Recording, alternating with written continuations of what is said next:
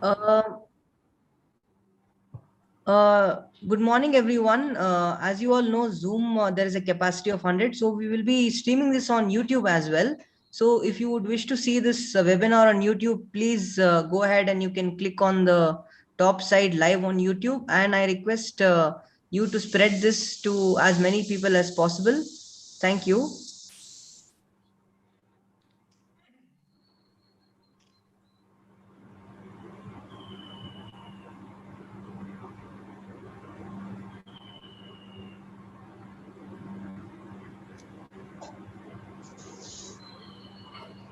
Nishant. Nishant.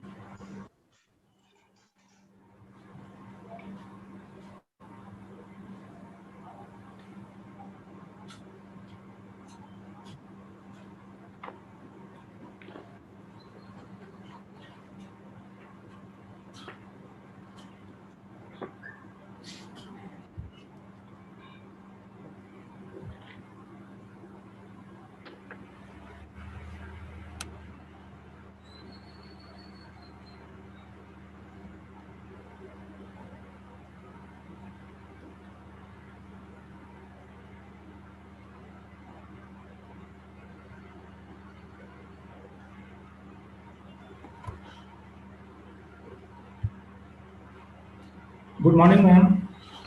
Good morning, Vijay. Good morning. Good morning, madam.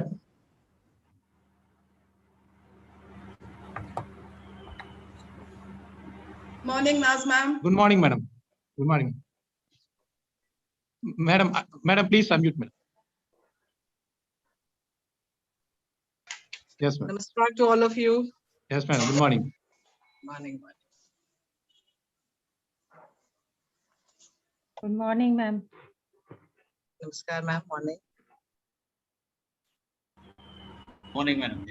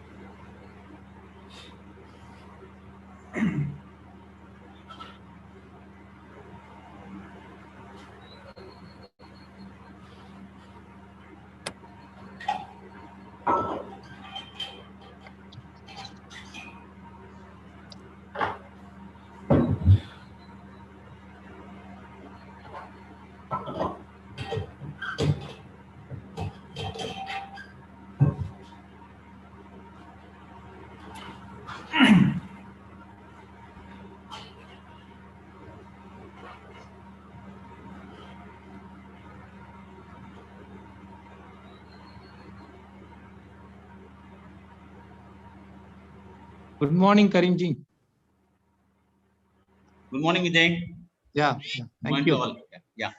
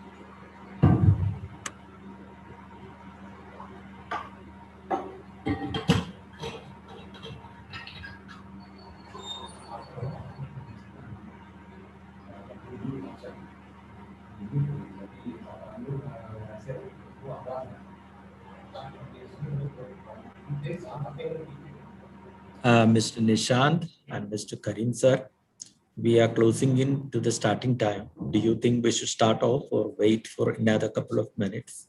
Please give your opinion, sir. Maybe we can start, sir. It's 11:15, so we can start.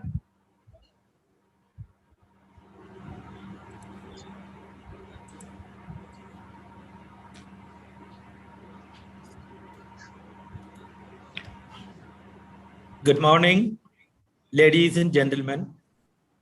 Welcome you all on board the National Webinar Series to mark the World Environment Day 2021 and the Foundation Day celebrations of National Museum of Natural History, New Delhi. This program is being jointly organized by the National Museum of Natural History and its regional centers across the country, and also by the University of Transdisciplinary Medicine, Health Sciences and Technology, Bangalore. This program is specially dedicated to late Bahubna and the noted environmentalist who has made the country proud with his movement called the Chipko movement.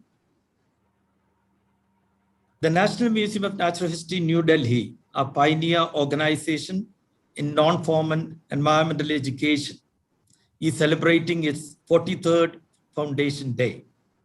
Envisaged and nurtured by the vision of late Mrs. Indira Gandhi in 1972 and inaugurated in 1978, it has grown with its 5 zonal centers in Mysore, Bhopal, Bhubaneswar, Savai Madhopur, and Gangtok.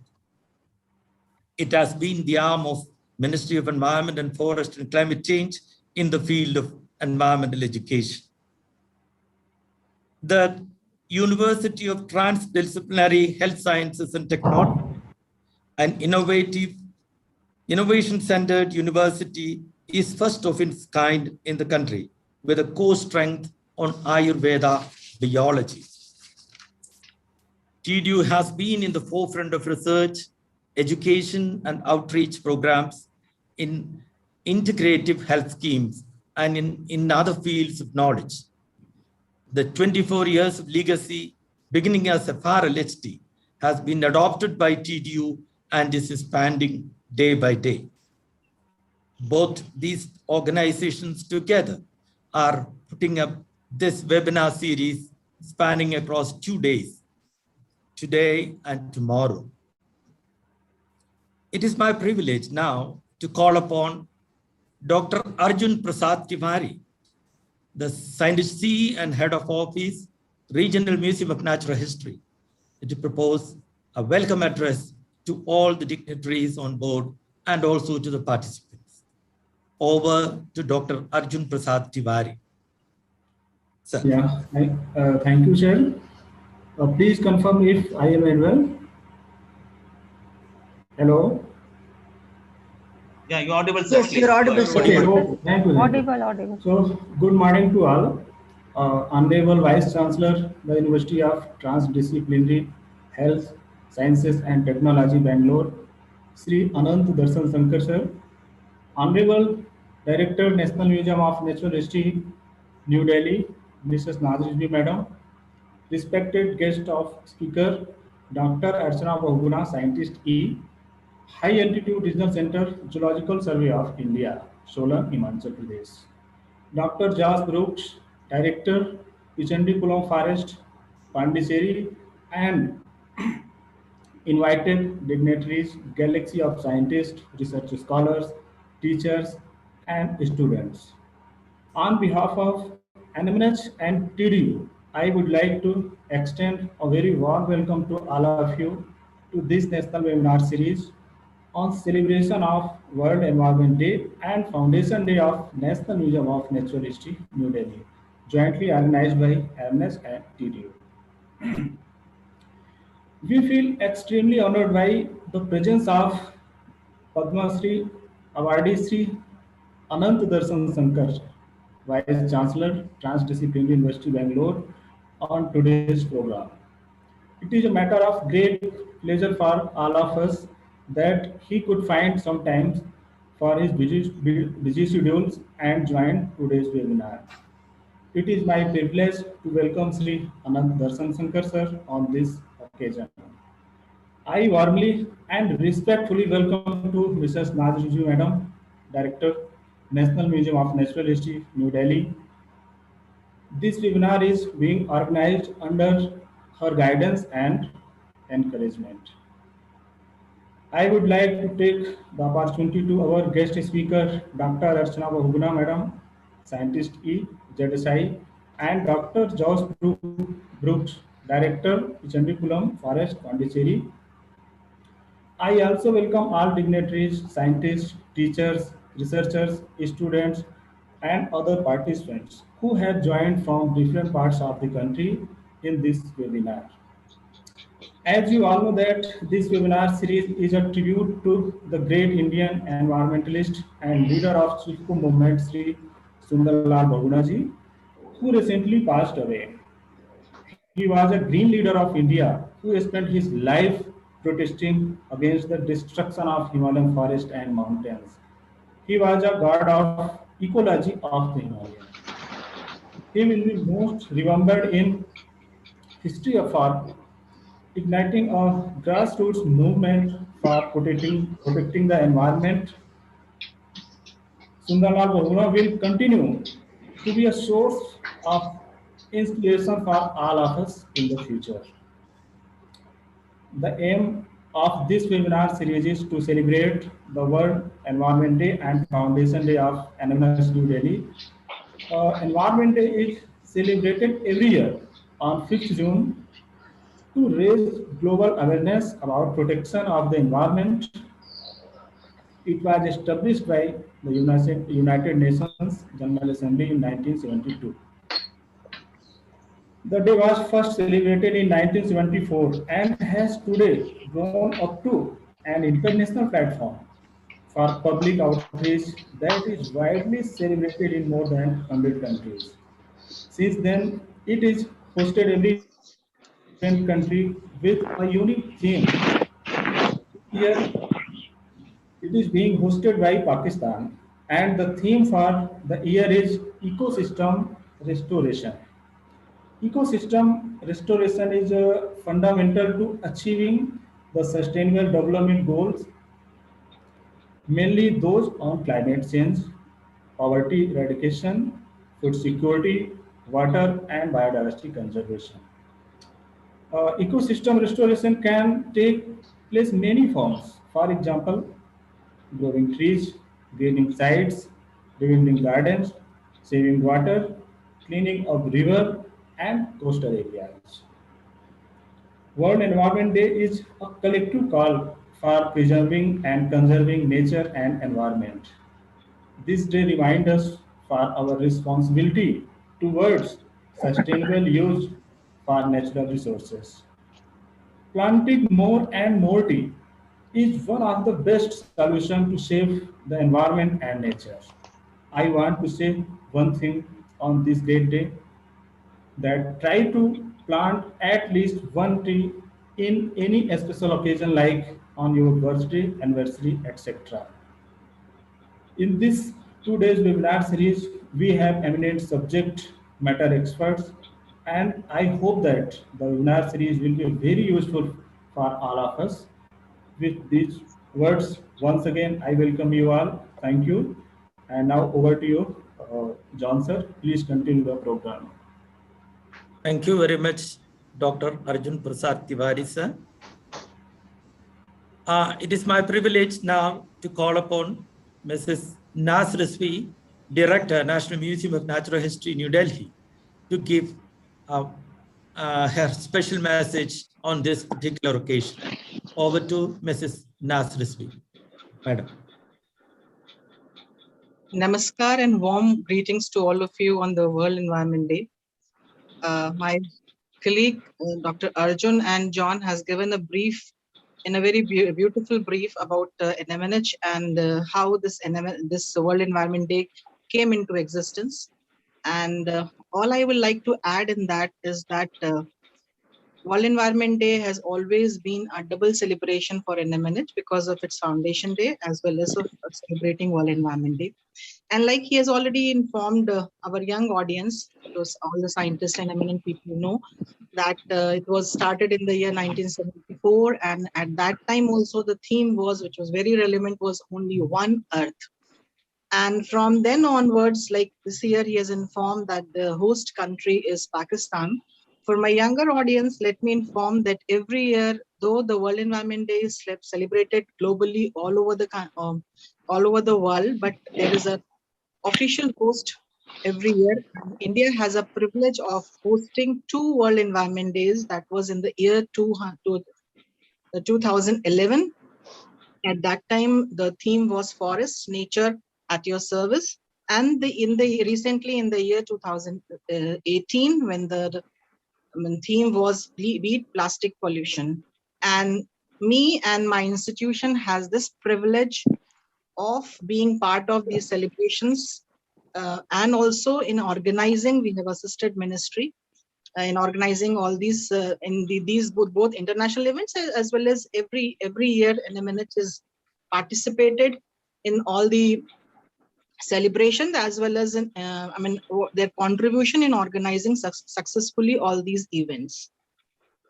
This year's World Environment Day is special because it will kick off the UN Decade on Ecosystem Restoration that will start from 2021 to 2030, a global mission to revive millions of hectares of forest, from farmlands to forest, and from mountains to deep into the sea.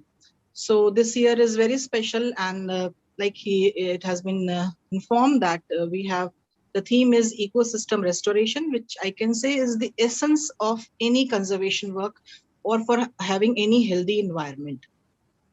Friends, we know that the pandemic that the world has almost been dealing with for almost 1.5 years has shown how disastrous the consequence of ecosystem loss can be. By shrinking the area of natural habitat, we have created an ideal conditions for pathogens, including coronavirus, to spread. The fact remains that only with healthy ecosystem can we enhance people's livelihood, counteract climate change, and stop the collapse of biodiversity. And I can assure you that me and my all staff and all regional centers, my institution will be committed for this cause. I congratulate RMNH Mysore because this very sensitive and humble, small step towards to honor or to pay tribute to the legendary environmentalist Shri Bahuguna ji came from the idea that has come generated from RMNH Mysore. So this will be we thought that for us this will be the right way to start our programs and to revive the strength in ourselves to be committed for this cause. And I personally believe that even a small green deeds, which was, there was a program of good green deeds from ministry, and that has touched my heart because it is not important that what big contribution you can do for environment. Any small step towards conserving nature, creating an awareness it leads to a chain, it leads to a movement. So my best wishes to all of you. And I hope that this program, the 2 days webinar, will be a small and humble step towards this goal. I wish you all the best. Jai Hind.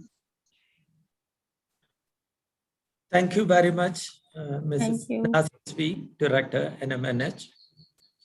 Now, I wish to take all on board across to Savai Madhopur in Rajasthan, where the Regional Museum of Natural, Rajiv Gandhi Regional Museum of Natural History, Savai Madhopur, has put together an online exhibition.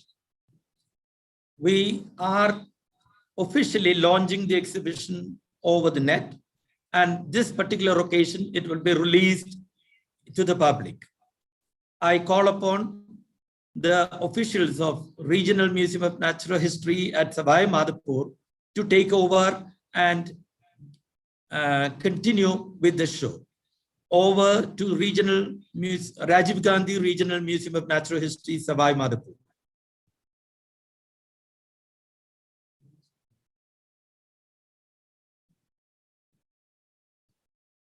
I believe there should be some technical issue at their end. Now, we have the online glimpses of the online, a trailer, which we shall launch from here as the official launch of the said weekend, so the exhibition. Just hold on for a second while I play the trailer of the said exhibition.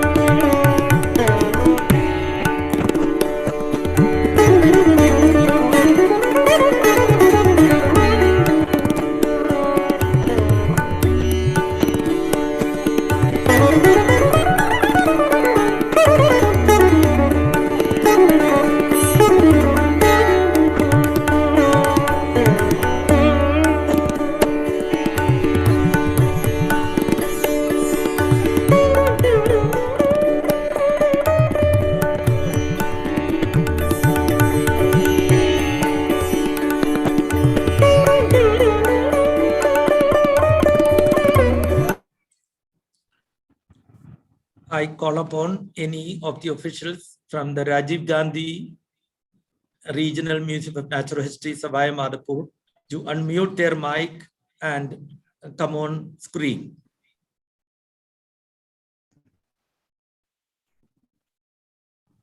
Officials from RGRMNH, Savai Madhopur, please, if you are on board. मैं invite कर लूंगा. नहीं Manoj Sharma ji, please. We have Mr. Mohammed Yunus Khan, scientist in charge of the Rajiv Gandhi Regional Museum of Natural History, on screen. It is over to you, Sri Mohammed Yunus Khan.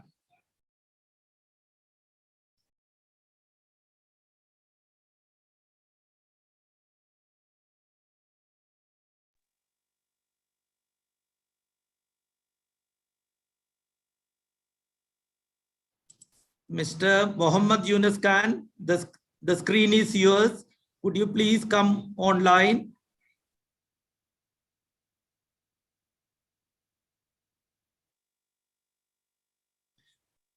Okay.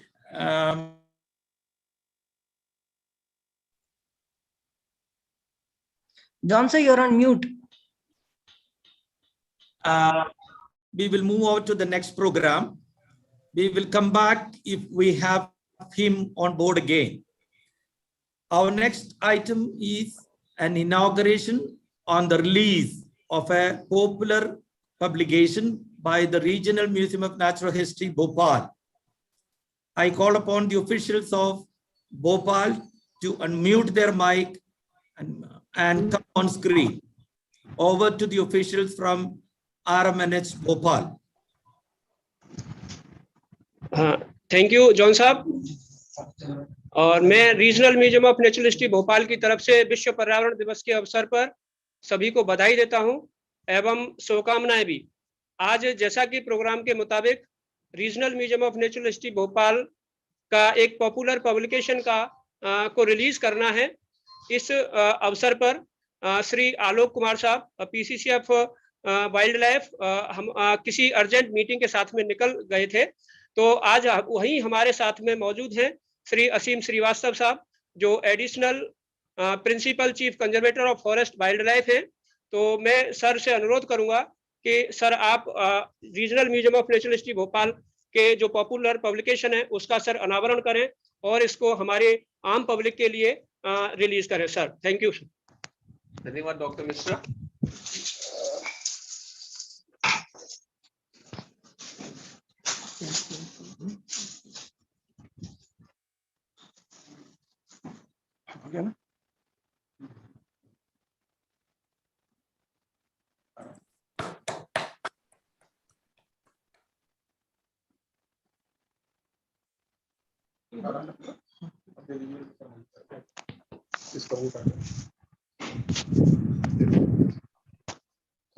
Thank you so much sir. और मैं sir आपसे अनुरोध करूंगा कि आप इस विषय पर सर 2 शब्द हमारे जो भागीदार हैं इस प्रोग्राम के, जो पार्टिसिपेंट्स हैं, उनको सर संबोधित करें। धन्यवाद doctor Mishra. Sorry doctor Sharma, क्षमा करें, नाम लेने में गलती हो गई मुझसे। मैं regional museum of natural history Bhopal के इस पब्लिकेशन के लिए सभी टीम मेंबर्स को बहुत बहुत बधाई देता हूं। और इसका एक विशेष एंगल ये है कि बहुत ही सिंपल भाषा में और ऐसी तथ्यों को रेखांकित करता है जो हम जानते तो सभी हैं, लेकिन प्रायः इनको हम ओवरलुक करते हैं। और ये काम ना केवल शहर में बैठे लोग करते हैं जो विभिन्न तरीकों से हमारे डिफरेंट टाइप के एक्वेटिक इकोसिस्टम्स को प्रदूषित करने में अपनी बहुत भयानक भूमिका निभा रहे हैं। तो इन बिंदुओं का अध्ययन करने पर डेफिनेटली मुझे पूरी आशा है कि आम जन में बहुत जागरूकता बढ़ेगी, जिसके कारण वो अपने ऐसी गतिविधियों को रोकने में सफल होंगे जिससे इन सब इकोसिस्टम्स पे बहुत विपरीत प्रभाव पड़ता है। तो आजकल जैसा हम सभी जानते हैं कि सबसे ज्यादा वायु प्रदूषण के उपरांत जल प्रदूषण एक बहुत गंभीर समस्या है पूरे देश के लिए। मध्य प्रदेश में भी धीरे धीरे इस प्रदूषण का असर देखने को मिल रहा है। कई नदियां यहाँ पे भी अब अच्छी हालत में नहीं है, और इसके अलावा छोटे छोटे जो पॉन्ड्स हैं, झीलें हैं, और भोपाल तो झीलों का शहर भी कहलाता है, तो यहाँ पर भी स्थिति कई बार गंभीर हो जाती है जब कई तरह के प्रदूषित जल इसके अंदर मिलते हैं। तो मैं पूरी उम्मीद करता हूँ कि इस पब्लिकेशन के माध्यम से आम जन में जागरूकता फैलाने में बहुत अधिक सहायता मिलेगी, और डॉक्टर शर्मा और उनकी टीम को इस बुकलेट की मदद से अपना काम और आगे बढ़ाने में बहुत सहायता मिलेगी। तो मैं पूरी टीम को बधाई देता हूँ और इस कार्यक्रम को आयोजित करने के लिए आप सभी को बहुत बहुत बधाई देता हूँ। धन्यवाद। Thank you sir. मैं बहुत बहुत धन्यवाद देता हूँ कि आपने इस कोरोना पीरियड में भी आपने RMNH के लिए वक्त निकाला। Thank you so much sir. Thank you. Thank you, Manoj, Dr. Manoj. And I would just want to see whether the office of the Rajiv Gandhi Regional Center has come online, and if they can continue with the disrupted program. I just call upon Mohammed Yunus to come on screen.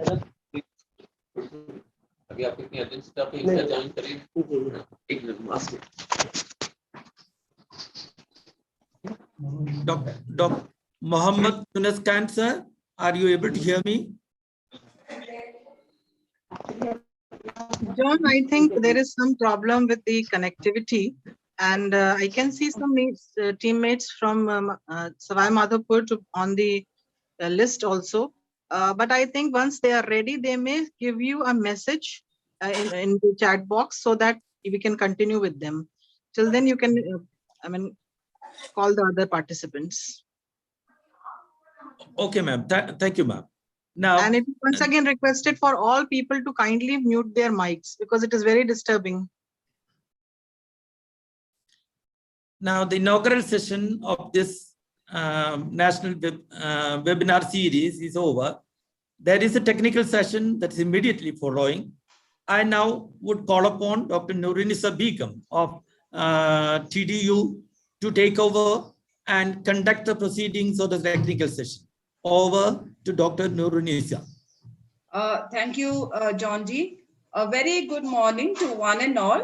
the National Museum of Natural History, New Delhi, and the University of Transdisciplinary Health Sciences and Technology, TDU Bengaluru, welcomes you all to the national webinar organized on eve of celebrating World Environment Day as well as Foundation Day of National Museum of Natural History.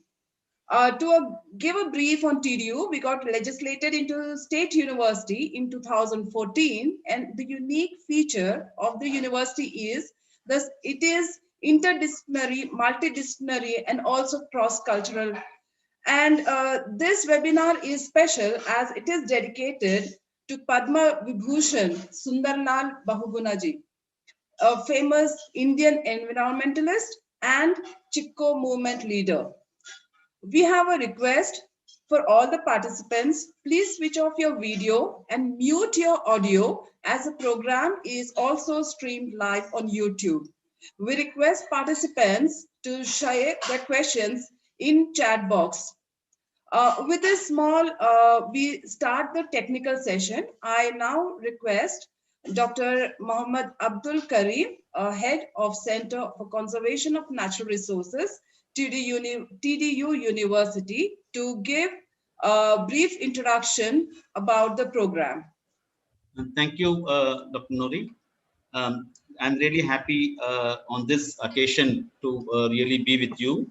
The pandemic that world has been dealing with for more than 1.5 years now has shown very clearly the disasters and the consequence that is happening to the ecosystem and loss can be which is happening towards this. And also it results that the thing remains that only with the healthy ecosystem, if it is there really, we can see that we will not allow other organizations to come in, and so the ecosystem is as such.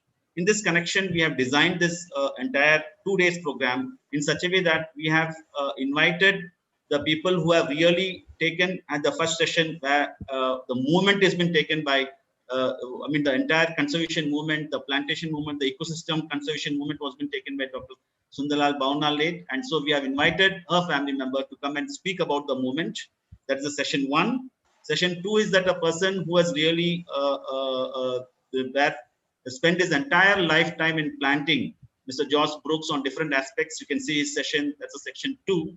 And the next day we have also had in plan such a way that the community's perspective on where we have seen that how the community has taken forward to the plantation program, to the ecosystem conservation. We have 2 sessions where you can see one model of Tripura, where Sri Atul Kumar Gupta will be presenting. And afterwards, we have invited from a person in the field who's really taking care of the conservation aspect, who are taking care of the planting aspect, who is preserving and conserving the ecosystem as such, and taking the services of the ecosystem also. So we have a person from there, from the Chhattisgarh forest, who will also be presenting. So we have designed the program in such a way that these 4 sessions have been, have been taken to this 2 days program. I'm sure that you will enjoy this program. And with this brief introduction, we have our Vice Chancellor will now be speaking about the inaugural speech on how this should be really taking forward. Thank you, Muri. Thank you, Dr. Karim, for giving us a brief introduction of the 2 days program. I request Sri Darshan Shankar, Vice Chancellor, TDU University, to give us inaugural talk. Good morning, everybody, and I'm happy to be here. This is a very important theme on which this 2-day workshop is being organized, and it is in memory of a grassroots conservationist who participated with a great deal of feeling in the conservation movement. There are many of us who look at eco-restoration as an intellectual exercise. Of course, intellect is needed, but there are very few who participate in it with the kind of feeling that the late Sundarlal Bahugunaju demonstrated. So it's an important theme. It has got an iconic figure as the person who's inspiring this particular workshop, and I congratulate the National Museum, its regional office, and the TDU for organizing this event. Eco-restoration is, as we all know, a very complex process, because there are so many interrelationships between both the living and the non-living aspects that are present in an ecosystem, ranging from microbes to a whole lot of plant life and a whole range of animal life.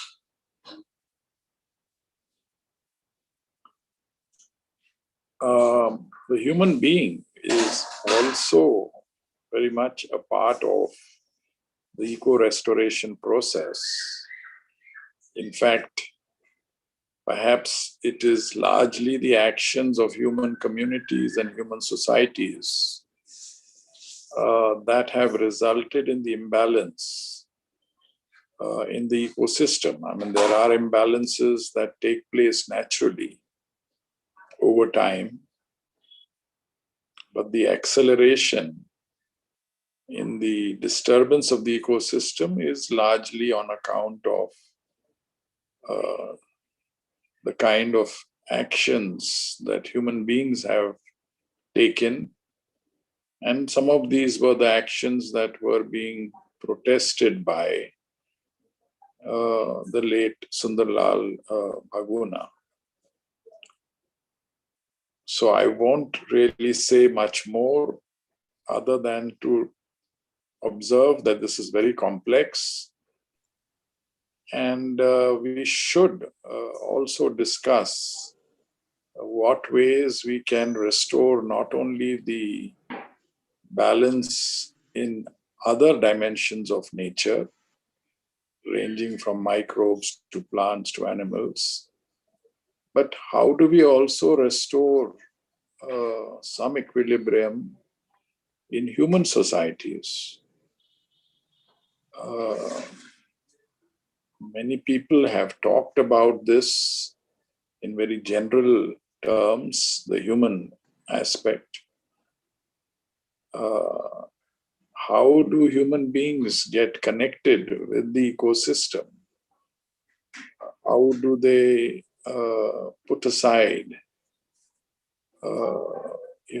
strategies, desires, development programs which are based on greed or based on only the requirements of human beings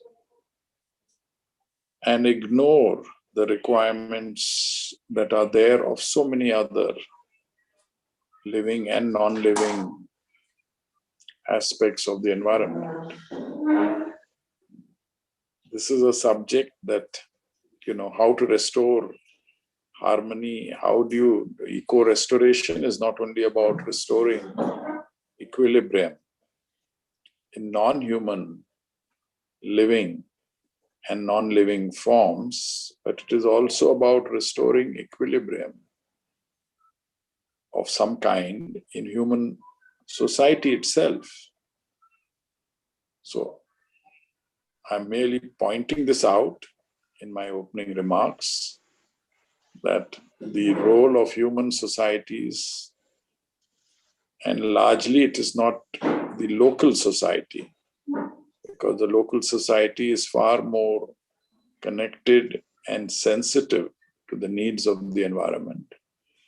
It is generally people living in towns and cities and their needs that are causing huge damages to the ecosystem.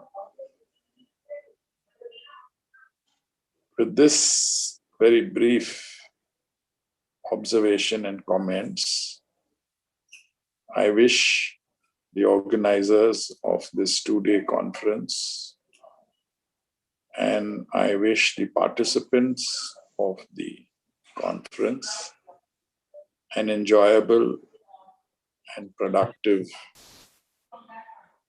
two-day. And I hope that this interaction will result in some recommendations that can be actually executed by all of us. Thank you. Thank you, sir.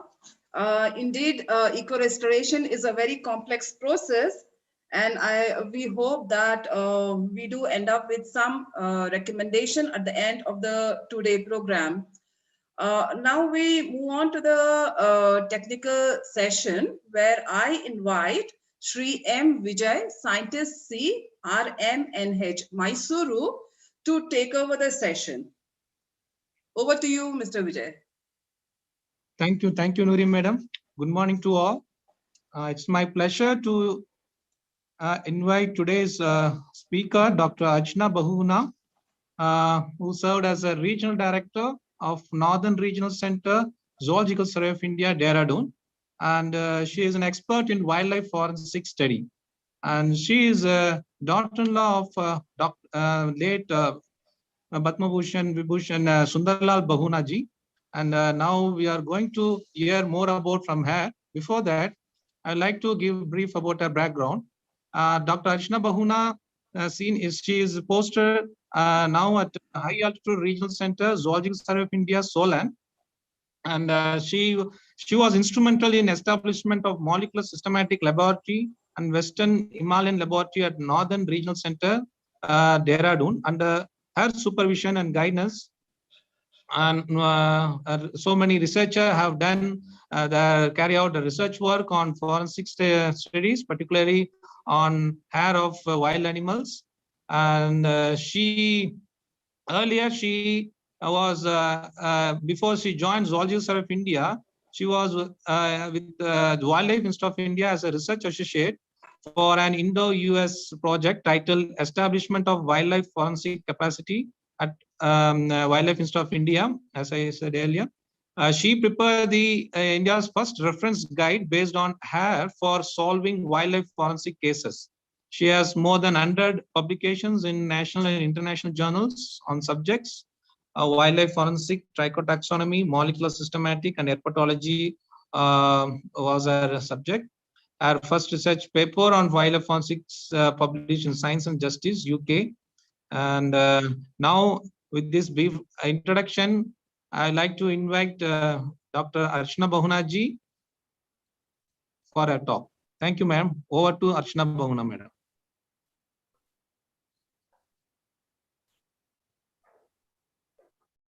Are you sharing from there? Yes, I'll share it, ma'am. Yeah. Yeah.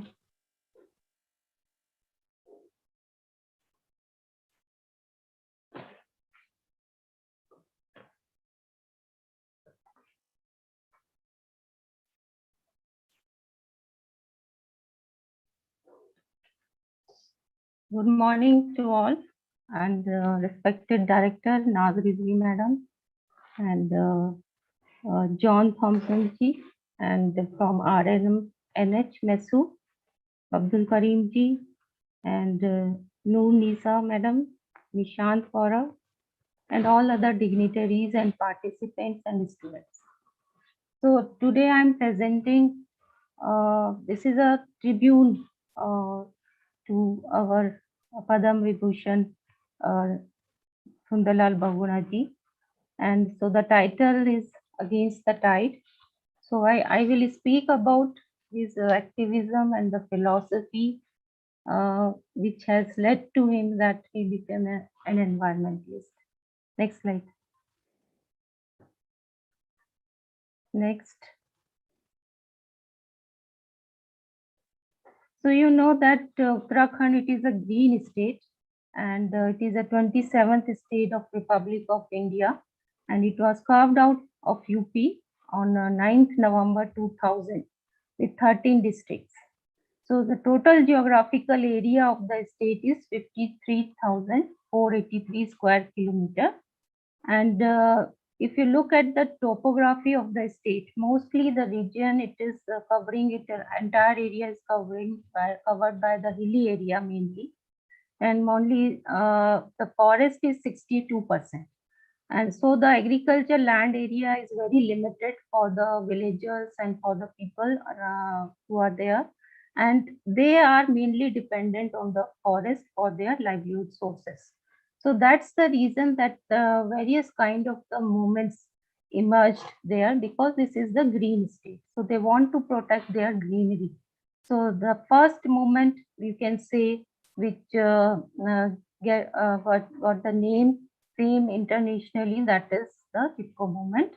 Then there is a Beach Bachao Andolan, that is a seed conservation Andolan, and then the movements against the dam. So these are the major movements which you can witness if you look at the history of the this state. Next.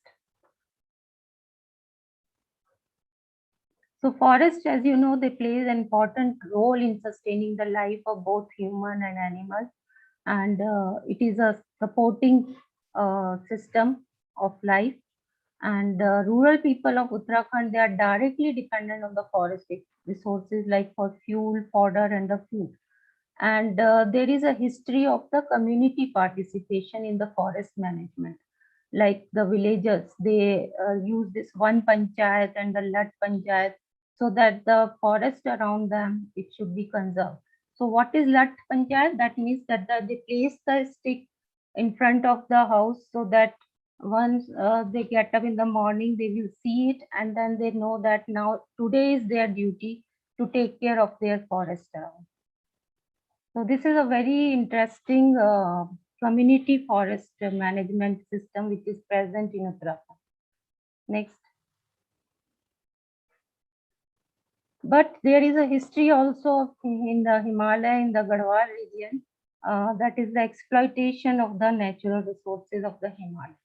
So that one British soldier, that was Frederick Wilson, he reached there in 19th century in the beginning, and earlier he was a British soldier, but he was looking for some opportunities in Himalaya, because when he reached there, Bhagirathi Valley, he was so much attracted by the flora and the fauna previously.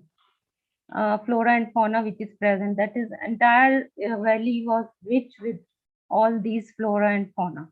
So what he did is he started killing the birds and the musk deers for the musk pod, and started exploitation for the skin also, and he was selling all these products to British market as well as other surrounding markets, and also he was enjoying the meat of the wild animals. And he was the person who developed that river way to pass on the logs to the Meerut and other regions, that is the plain region for the railway track. And the king of that region, he was so much impressed that he gifted him that land on lease, and so that he can do the exploitation of the forest. So this is how the exploitation in the Himalayan region started, and the local people also learned from it, because they were fetching a good amount from the market, and it is still going on. That is what we are facing today, that is the poaching and other things. Next. So we have to look at what inspired Bahuguna ji and whoever the personality he encountered during his life, and that plays a very important role if you look at his activism and the philosophy. So first, his role is as a freedom fighter, but I will not talk too much on this. I will talk more about his struggle for the environment conservation. And this, when he was just 13 years old, when he met Amar Shahid Shri Dev Sumanji, the freedom fighter from the Garhwal region. And Shri Dev Sumanji, he was fighting at that time for India's freedom struggle. And he was impressed by the chakha he was carrying. So in his bag, some pamphlets were also present. So one of the pamphlets was of the philosopher from Russia, and some of them are from the Gandhian principles, some write-ups. So he read all these things. And when Sumanji was imprisoned in Delhi jail in 1942, he managed to meet him, and Sumanji gave him the copy of the trial which is going on against him. Then he managed to hide this in the saddle of the mules, which was collected in Rishikesh by another person, and then it reached to Delhi, and then it was published in Hindustan Times. So later he also was arrested at the age of 15 only in Narendra Nagar. And these are some of them. He reached somehow slipped away from there because he was not well and he hospitalized. So he just went out and from the hospital and reached Lahore, and somehow he managed. So this is a small narration of about his involvement as a freedom fighter. But his role I'm just discussing in detail in environment conservation. Next slide. So as I told you that there are personalities which influenced his life a lot. One of them is our Mahatma Gandhiji and his principles like self-reliance, foot march, then fasting for the cause, then Gram Swaraj, decentralization, that is the development should not be centralized, which he spoke about later. He also followed all these principles. And he also used the strategies for the environment conservation during his fast, whatever he has learned from Gandhi, and like Maun Vrat, that is silence for the cause. Next.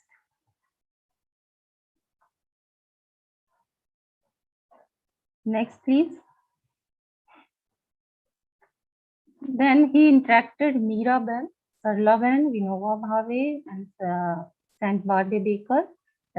He also known as the Tree Man, and he's also married on Bimla Ji, Sarvodaya leader. And then all these circumstances that he turned out to be a renowned environmentalist. Miraben and Sarlaben, they are also known as the daughters of Gandhi. And Miraben, he was very fond of nature and nature lover personality, and he established one Pashulok in Rishikesh. So Bahuguna ji used to meet him several times, and he learned a lot from her also. And Sarlaben, he established Lakshmi Ashram in Kosani, and he also follower of Gandhi's principle. And he was a educator, educating the girls in the hilly area. So he established that ashram to educate the girls and the people around there. Then Vinoba Bhave. Vinoba Bhave ji, as you know, that he is also he was a Sarvodaya leader, and he started Padayatra, that is the foot march for Bhudan Andolan. That is the donating the land to the people, to the poor peasants. So Bahuguna ji also met him, and Vimla ji, his wife, he is also participated in the Bhudan Andolan in Bihar. So that's why, because both of them have the same views for social work, and also they are involved in the struggle of the freedom of India. So they are joined together and they got married. Next.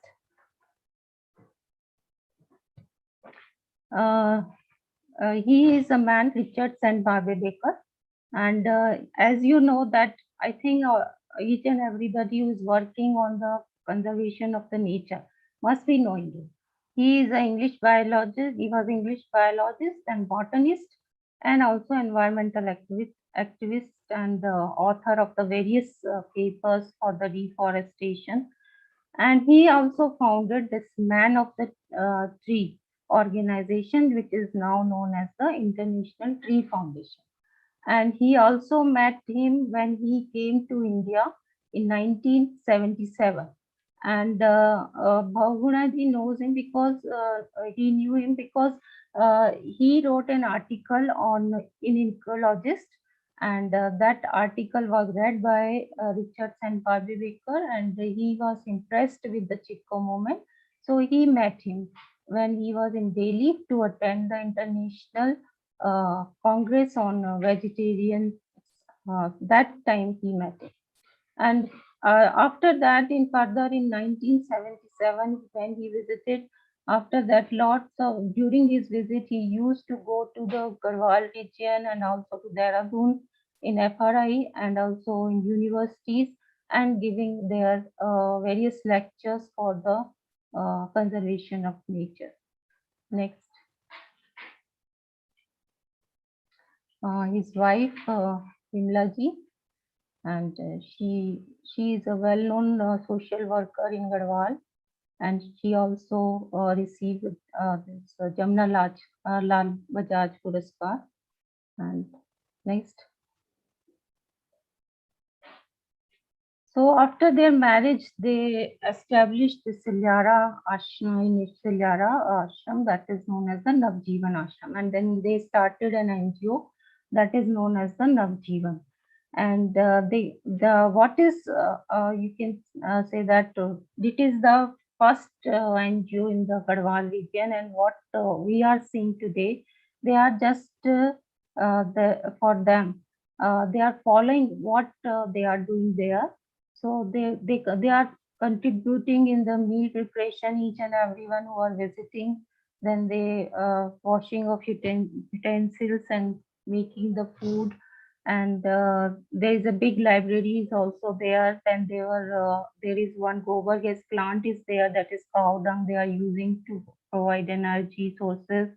And these are the all initiatives like eco-friendly, you can say that NGOs, and it was also an inspiration for other NGOs and the people who are working there. Next. So embracing the tree, that is Chipko movement. It is a grassroots environment movement, and it received international attention in 1973.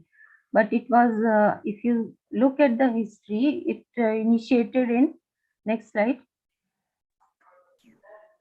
in the Rainy village in Garhwal region, and the lady who was responsible is Gaura Devi. And they didn't name it as a Chipko, but as they came to know that the contractors are coming there to fell the trees, so they went outside of their houses and they hugged the tree. So this is the initiative they have taken, that is taken by ladies, that is the ladies from the mountains. But Bahugunaji gave them the direction, and the other people, they gave them the direction and molded to the movement along with colleagues, Mr. Pratap Shekhar, Mrs. Vimlaji, Mr. Kuwar Prasoon, Kansham Sailani ji, Bhoom Singh Negi ji, and Chandi Prasad Bhatt.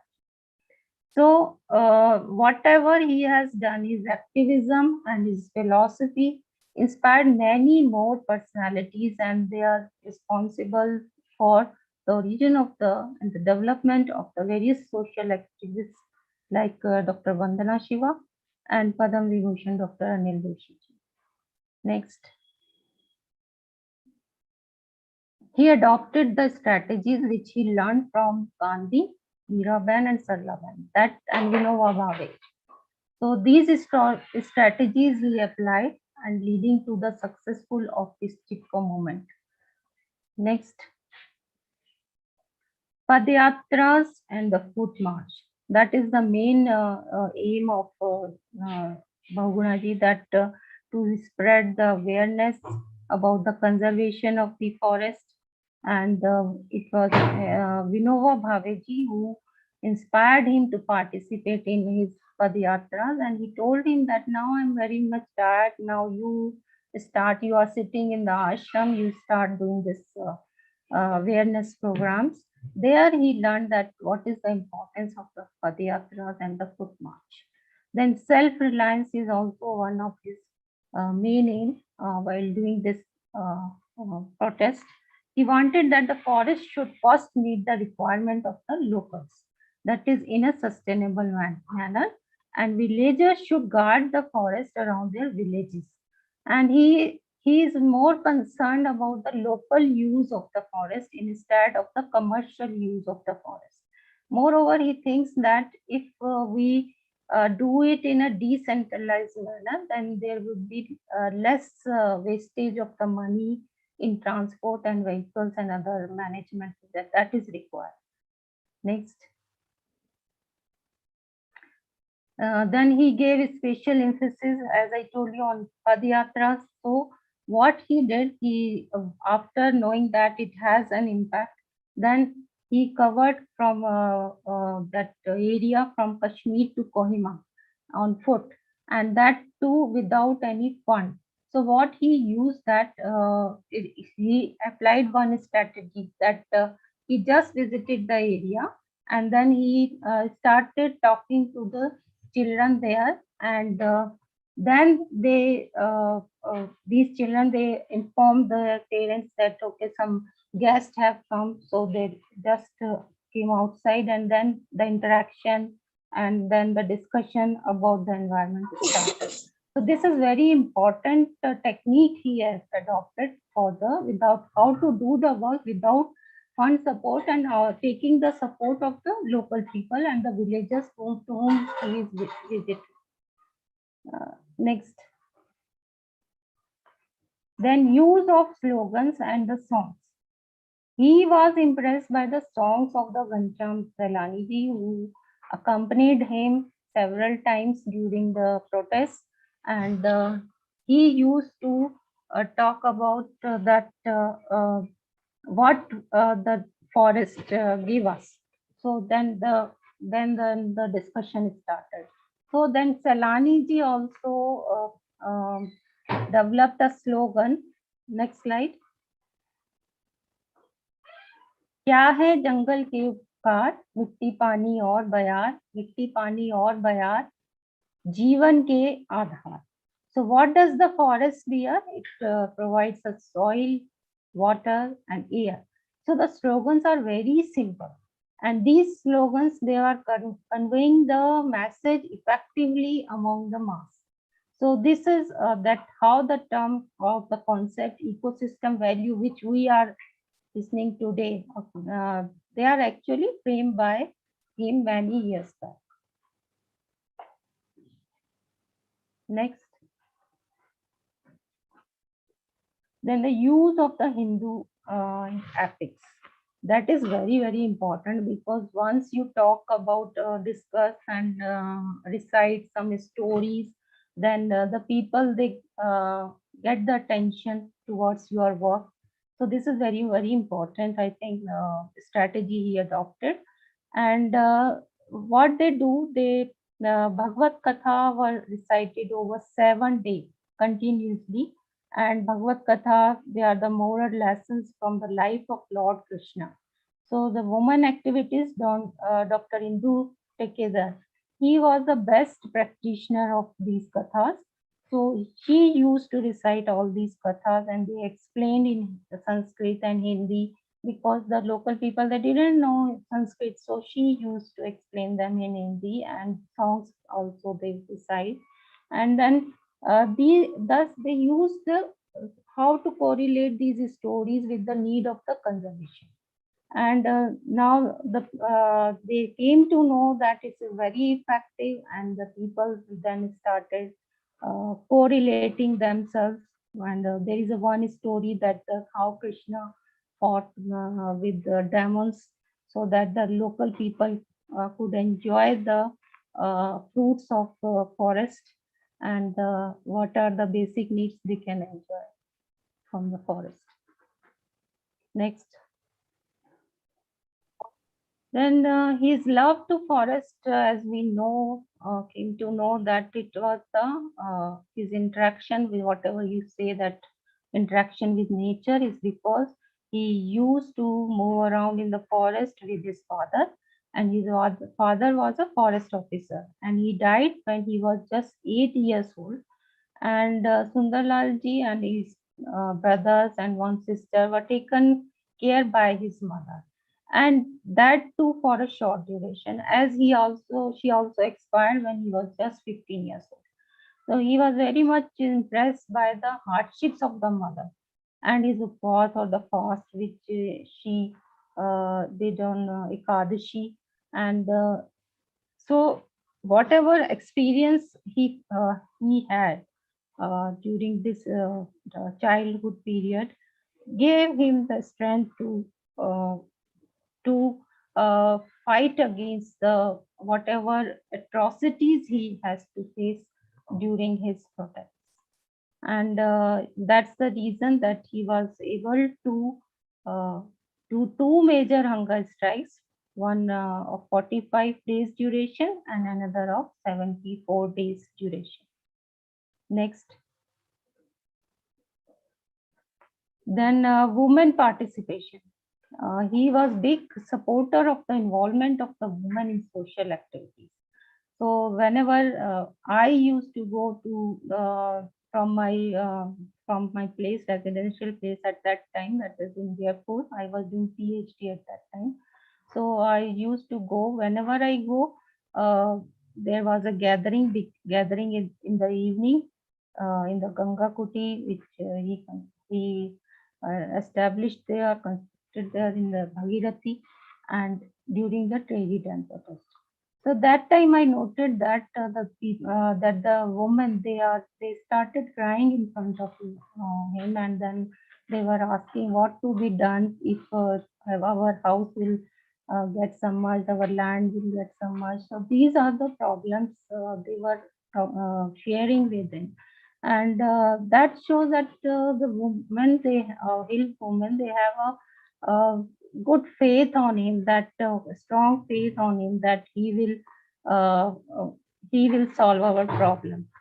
So, and another reason that why he has so much love for Ganga, because her mother once she went for puja, Ganga puja, she never came back. So that's the reason she has a very affection she had affection for this river Ganga.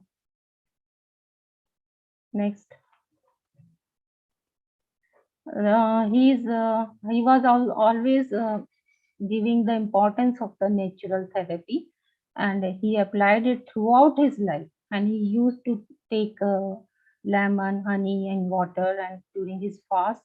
And also he was keeping the Maun Vrat and the silence to save energy. So whenever there is a long duration, then he started keeping this Maun Vrat and the silence, so that he can conserve energy for further action. So that is also very important. And he used to write on paper to whenever he talked or he wanted something, so he just write on paper, and also give the direction to the other participants of the movement. Next.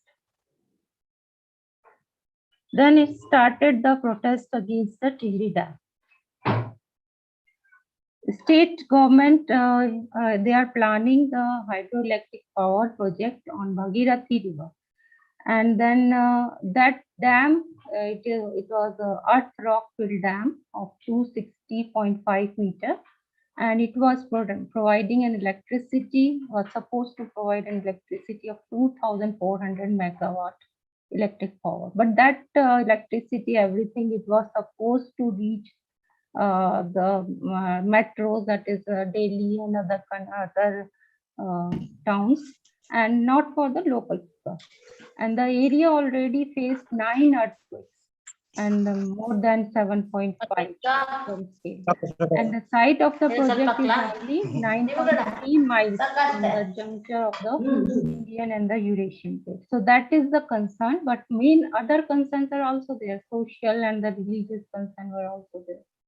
Next.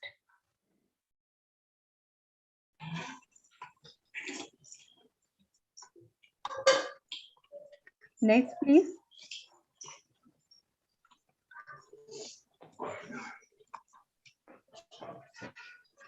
Then as I told you that it has an concern about, he was concerned about ecological, social, and the religious challenges were there. Then he started protest with fasting and the foot march, and that was in 1985 it started, and the paperwork started in 70s, that we filed the case against Tehri Dam. Ma'am, you can unmute yourself. Archana ji, please unmute yourself. Yeah, it's okay. Yeah. Now you are audible. So this dam, as I am telling you, that dam, construction of the dam, it has a concern that what will be the impact, social impact, religious impact, and the ecological impact. Ecological impact it has much more than the, you can say that religious, but at the same time you are hurting the sentiments also. So then the protest started, and we started fasting, then foot march and addressing the people. At the same time, he was also writing an articles on the subject. And that is very important for whenever you do the movement, you keep on writing what you are facing. That is the main strategy also he adopted. And then for 6 years, the dam site was under pressure because armed police was there. So whenever there is a dharna or the strike, and even I noted that during that time I was used to be there. So I noted that lot of blast is going on, and the students were suffering because of this disturbance, and also the old people. And the entire area is under pressure because there was no development at all for the last 10 to 11 years. And later, in spite of all efforts, only the height of the Tehri Dam it just reduced, and then the construction, as you can see now, Tehri Dam is there, and this is the famous Ghantaghar of that region. And this Tehri itself, it has a religious importance as well as it has an history also, that also has a value, like Tehri Ghantaghar. It is very popular. There is a history of Tehri also. And moreover, it was announced by one Pandit. The people say that this town will emerge after 100 years. So we also noted that this happened. Next.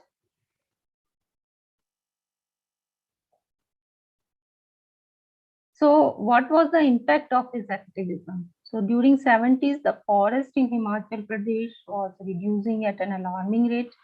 So it was not only that because of his this protest and the protest by the other people and the common people of Chipko movement, that the government took some strong decision. And one of them is the moratorium that is on felling of the green trees for commercial purposes above the altitude of 1000 meters and on slopes with a grade of over 30 degrees. And this moratorium was applied not only in the hill districts of Uttar Pradesh, but also in Himachal Pradesh. Otherwise, I think that if this didn't happen, will be my and then it was his effort that the Tehri Dam height was also reduced. But during his protest against Tehri Dam, he had many atrocities he had to face. Like the people, they were shouting on him and they are also insulting him. At the same time, he was forcefully taken by the government to him for force feeding. All his sufferings were for the conservation of the nature. At the same time, he was not against the development. He wants sustainable development. He is against the construction of the big dams in the Himalayan region, as it affects the entire ecology, the nature of the river and the Himalaya. So we believe that we should have small dams in the area, Himachal, and the ropeway system for moving from one place to another place instead of constructing the network of the roads which is affecting further the ecology of the Himalaya, and also it affects all over ecology, not only at the sense that you cut down the forest, so then the fauna is also reduced, number reduced, you lose many species. That's why we are doing the environment impact assessment, but that too we are not doing in a proper manner. Next.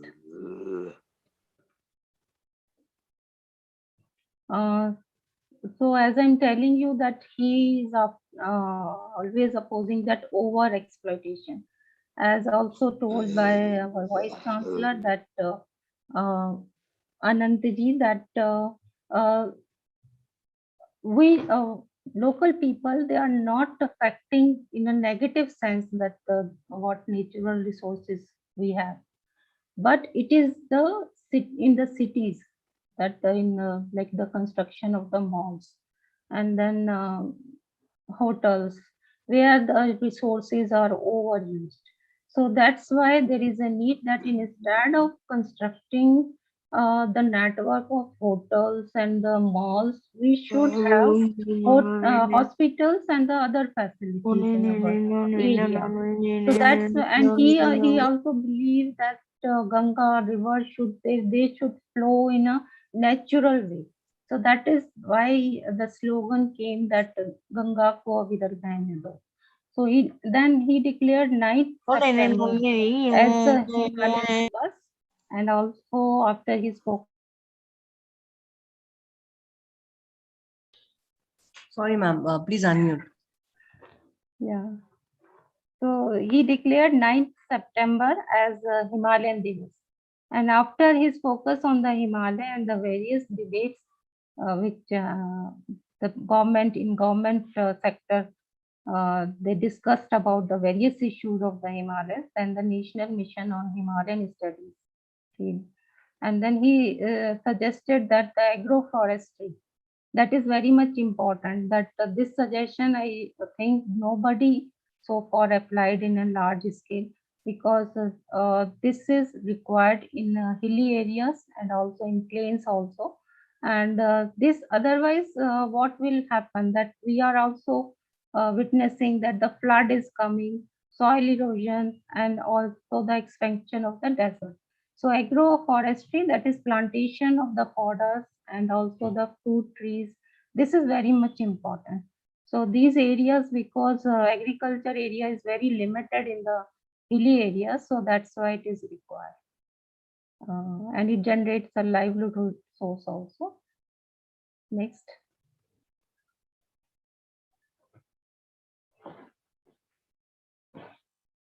So I think that he himself is an institution, and whatever work, strategies, suggestions, and recommendations he discussed, and they are sufficient for our conservationists and the policymakers to take decision accordingly and implement his vision for the conservation of nature. Next, please. He received various awards for his struggle. That is Padam Shri. He refused to take Padam Shri also because government didn't follow what he recommended. Then later he accepted. Then on behalf of Chipko Movement Right Livelihood Award, he received that is an alternate Nobel Prize in 1989. Then Singhvi National Award for Chipko Movement. Then Padam Shri in 1981, the National Citizens Award in 1996. But what I think personally, that these awards are okay, but what he has suggested, we are still not following it. Next. These are all clips of his fast and the protest and some international activities. Next. This book, previous slide. This is a book that is Ecology for Permanent Economy. This is a very good book which described in detail about his protest, about his philosophy, activism, and one should read this book. And this is describing not only the role that Bahugunaji played, but also local people participation. And other also references I have given. So anybody interested, we can go through them. Next. Next. Thank you, madam. Thank you so much. I want to recite one prayer. Yeah, please, Prayer. madam. Please, madam. Yeah. Yes, please. Yeah. So this is a prayer by Richard St. Baker, but Bahugunaji translated in Hindi, and he used to pray every evening, every day. So I think you should also do it whenever you celebrate this World Environment Day and if you are planting a tree. So this is for Vriksha, that is Dhanyavad He Prabhu Tera. हम करते बारंबार वृक्षों का कर सजन निकट से करता हमको प्यार प्राण वायु से मिल पाई भोजन जल की है बहुताई यानी पेड़ आपको बहुत कुछ देता है वाटर कंजर्वेशन के लिए बहुत जरूरी है देन बुद्धि स्वस्थ होकर हर्षाई मिला प्रभु सौंदर्य प्रेम का अद्भुत ये संसार करो सहाय हमारी ऐसी सत्यम शिवम सुंदरम जैसी रहने योग्य बने ये वैसी जाए छोड़कर जब कभी हम चले सदा व्यवहार thank you Thank you, madam. Thank you so much for your wonderful presentation, madam. Indeed, Sundarlal Bahugunaji's movement did give birth to other movements that have been pushing for a local resource-based economy, protecting eco-sensitive zones and our rivers in our country, madam. Thank you so much. Thank you, ma'am. Now the session is Thank open. you. Yeah, open for participants. If they wish to ask any question, they can ask question to madam.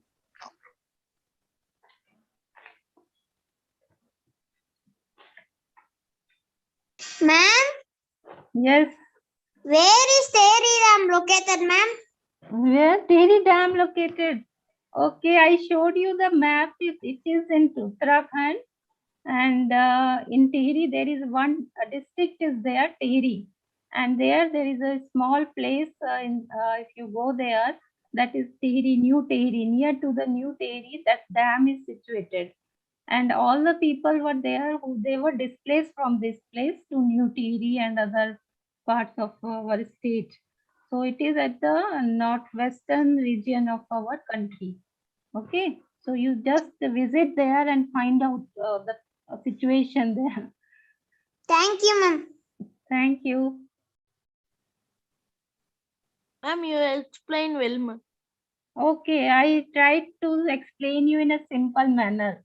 And I think that you must read about these environmentalists, their biography, there are other environmentalists also. Those are doing good work. And you move towards greenery instead of doing computer education, IT. That is important that you apply for environment management. That is very much required. That's why the corona we are facing, you know. There is a deforestation and over exploitation of the wild animals. That has led to corona. So I am wildlife forensic expert. So I feel that in future such kind of the tragedy will not happen again and you people will remain safe and we leave our earth with good forest once when we leave our earth. Next. Ma'am, I had Any question? Ma'am, I had a question. Yes, yes. Ma'am, mainly, deforestation is happening because we need the forest, the trees as a source of energy. So in the future, what if we can change, we can go to some new source of energy so that we don't need forests, we don't need to cut trees in the forest. Yes, actually, Soham, the people, they are not exploiting the forest only for fuel. It is only local people they are exploiting for fuel. That is a very little amount they are using. But the timber industry is there, the turpentine industry for which Bagunaji also fought along with the people. They are exploiting then the furniture and then large amount of that you can say civilization, increase in civilization of human beings, that construction of houses and overuse of the land.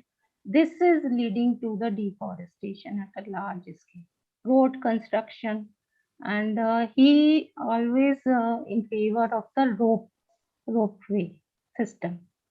So that also we didn't apply in our green state in our country. All right, ma'am. I think in future you people, I request you work towards this environment management. This is the demand.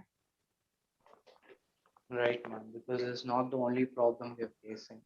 Yeah, that's why you are sitting at home, not enjoying the world. Okay. So you always raise, if anything, you find that the cutting of the trees are going on unnecessarily.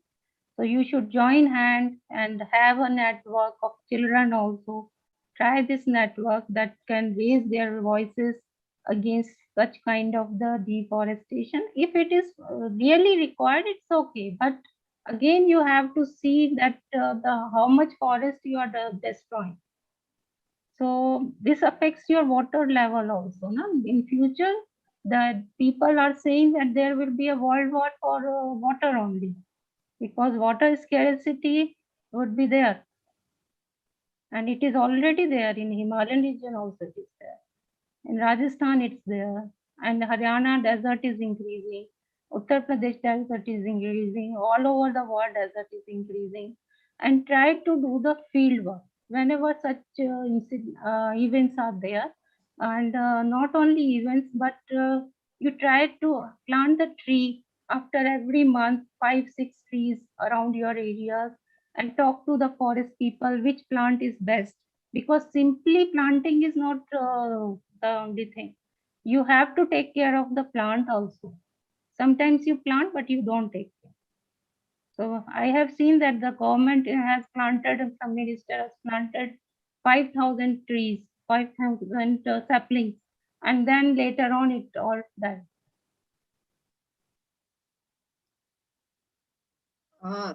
Thank you, Thank you, madam. Yeah, there's yes, one madam. question Madam, now. from Atul Kumar Gupta, Registrar of TDU. Archana ji, he asked, can you please share details of the book by George that you have spoken in the presentation?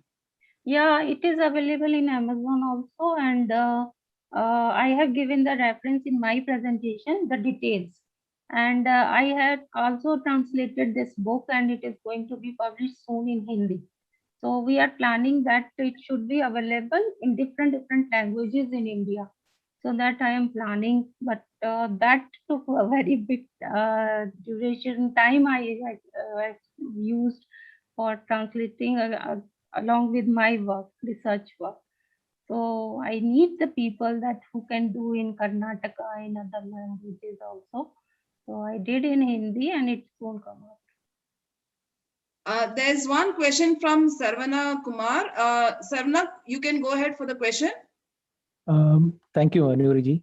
Good afternoon, Archana ji. This is Sarvana from Coimbatore. I'm a naturalist. Really an inspiring talk that you gave, and thank you so much from bottom of my heart for what passing I on have the. given is just 2%.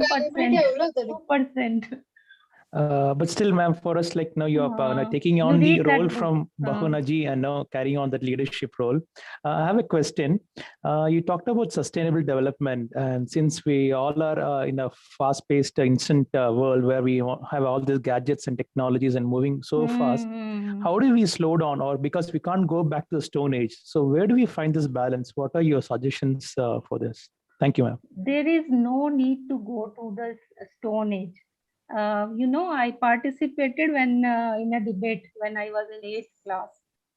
Then I just discussed that why this all industries are there, and what will happen in future. So you know that climate change happened. So there is a need that we have some, you can say that we guess what is going to happen in future. And that's why Algare, he got the Nobel Prize. Simply getting the Nobel Prize is not sufficient. No? You have to make the networks. I have seen that the people, they are getting Padam Shri, Padam Vibhushan, but what government is doing? After they discuss the thing, after their struggle for 20, 30 years, Bahugunaji struggled for around 50 years. And nobody I have seen that followed what he has suggested. Still, many projects, programs are passed by the government. I am in the government service only. Okay. But I sometimes you don't have the power. And those who are sitting in the politics at higher level, bureaucrats, they should think, and they should involve the people also. And there should be a public hearing before taking any step. And what I suggest for young people, that you raise your voice. You are keeping silently, you are looking what is happening in the world, and you never raise your voice. You can raise voice of, okay, I need a mobile, I need a computer, I need this, but you never raise voice that I need oxygen, I need pure water, I need pure air. This you are not raising. Moreover, the population is also increasing at an alarming rate. What you can do? You start, and you start some social groups, so that young people can come. They face what is going on, and they get your suggestions to people what they do. Thank you, ma'am. Ma'am, I have one last question to you. Since you said you're a wildlife forensic expert, and considering the pandemic situation that we are all in, with the deforestation that has happened and the encroachment to wildlife habitat, and so can you give us a little more input on how is the corona and the wildlife disturbances happen? Because there is also conspiracy theories going out there, but on a scientific perspective, can you give us a little more idea into it? Thank you, ma'am. Yeah. Actually, I have gone through whatever literature is available on this coronavirus. I wrote an article for Science Reporter, it published, and it is the China market. It is China market which is over exploiting, and mainly China, but other parts are also of our world. They are also over exploiting. Not only the big animals, even frogs, they are over exploiting. So I myself don't know how to stop it, because even I am seeing it for the last 20 years, and what to do. So I asked many people, they were saying this is a issue of China only. But now I don't think it has crossed the international border, and it has reached to each and every people. They are suffering, and they are not, you can blame that they are responsible. We all are responsible. What action we have taken in the CITES meeting, that is also responsible. UN is also responsible, and we are not taking strong steps of the over exploitation. The punishment should be increased. Thank you, ma'am.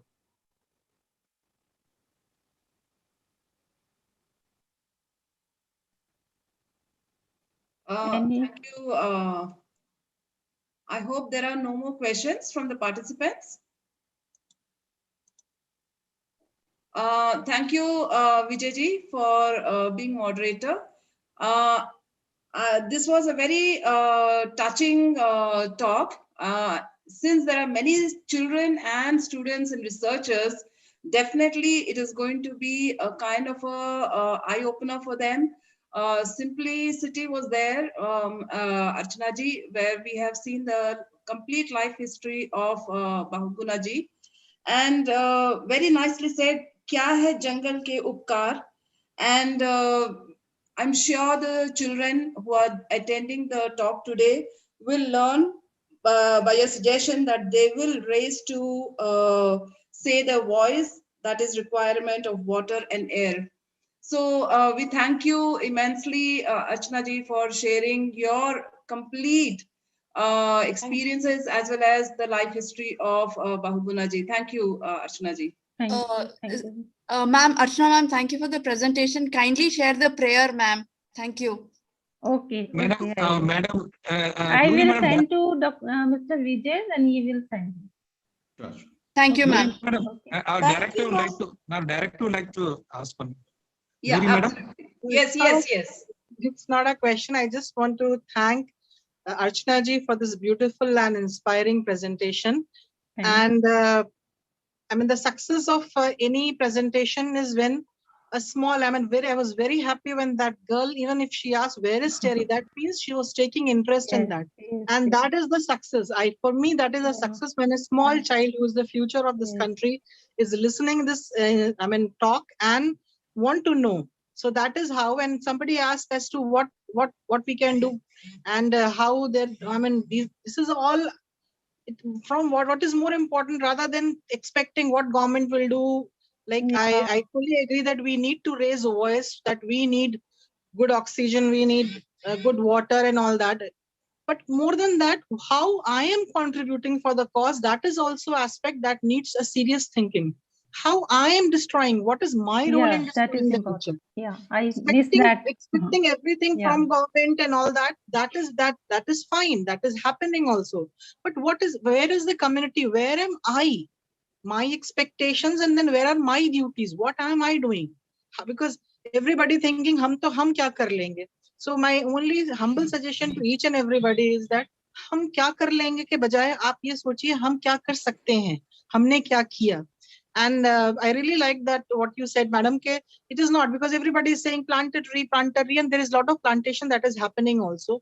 What is more important is it is not only planting a tree. It's like if you give a birth to a baby, you have to take care of the child also. So it is very important. Whatever, don't plant 150 to 250,000 plants. Plant a tree and take care of that. So that is my only, I mean, suggestion. And once again, I congratulate you, madam, and I expect that in our future programs also you will be associated with us. Thank you so much. Thank you. Thank you. Thank you, ma'am. And with this, we move on to our next speaker.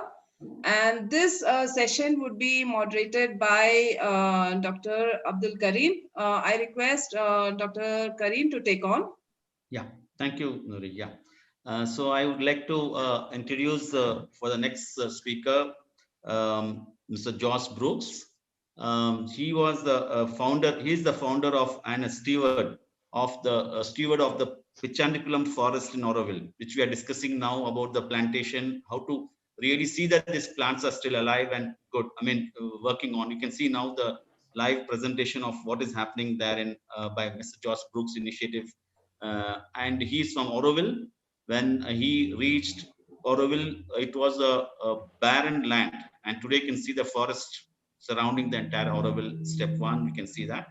And because of his good work, which he was doing in the case of Auroville, in the case of dedicating his life towards the regeneration of the indigenous plants, the government of Tamil Nadu, when Mrs. Jayalalitha, late Jayalalitha was the chief minister, was called in such a way that where the Adyar Punga, which is in the Adyar part of Chennai, can this be reforestation, can be done, and can it come to the thing which was there 100 years before? He's going to explain that also, and how it has been done. And later the next chief minister, seeing the good work, immediately late Karnanidhi took over and said that yes, we want to continue this work, and it was been established. You can see that how the process there. And also he has established various interpretation centers for the government within the Auroville and outside the private groups also. Maybe you can hear also that. And also he has adopted a village near Auroville called Naduguppam, which they call as the bioregion. And in this village, where the entire interpretation centers, planting activities, and real forest development within the overall, with involving the school students, taking one government school as an example, and try to see that how this school has been really working on the environment education, and several things which has been done by him. Lot are there to say on towards him. But instead of my saying, you can see through his presentation and his work what he has done. So now I call Josh Brooks from Auroville to make a presentation on his work. And Nishant, you have to give access to Mr. Josh so that he can make his presentation from there. Thank you. Yes. Yeah, Josh.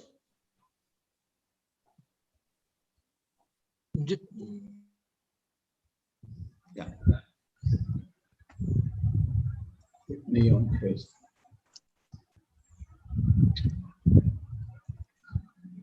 Greetings to everybody. Can you hear me? Yeah, Josh, Yes, we sir, can hear please. you. No problem. Go ahead. Yes, sir, we can hear you.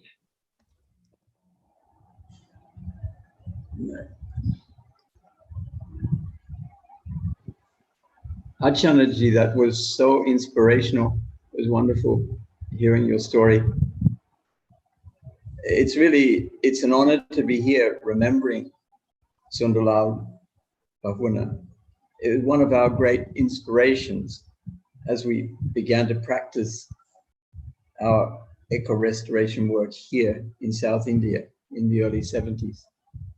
Thank you, sir. Thank you. I'm sitting here now in the middle of this 70-acre forest that we've stewarded since 1973. I guess that was just about the time when the World Environment Day was inaugurated. I've lived here since. I live in this forest or in other little forests that we've created. I feel really grateful.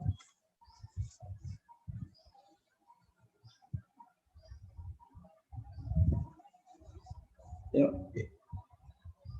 I think we can share the slides now. Can you? If we can go to slide 1 and I will content. I call this Remembering the Future Garden on this one. First, you could not see your slide. Yeah. You can't see it here? No, no, please show us. Can't work this out. God's sake. No.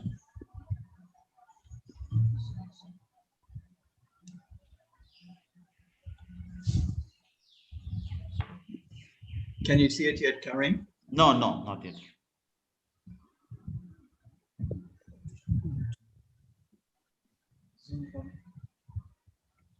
It's a time of reflection for all of us. Yeah, we can see it now, sir. Yes, sir, we can see your presentation now. Remember. Can you come on slide mode? Yes. Can you come on slide mode? Thank you. Okay. Yeah, perfect. Is that right? Yeah. Okay, sorry about that. There's always technical. No, it's, as I was saying, it's a time of reflection. And I'd like to share some thoughts and images the influences that led me to be a gardener on the Coromandel coast.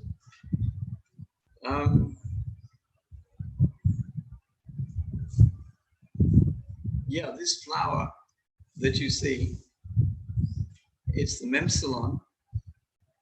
It's the flower that the mother called Miracle.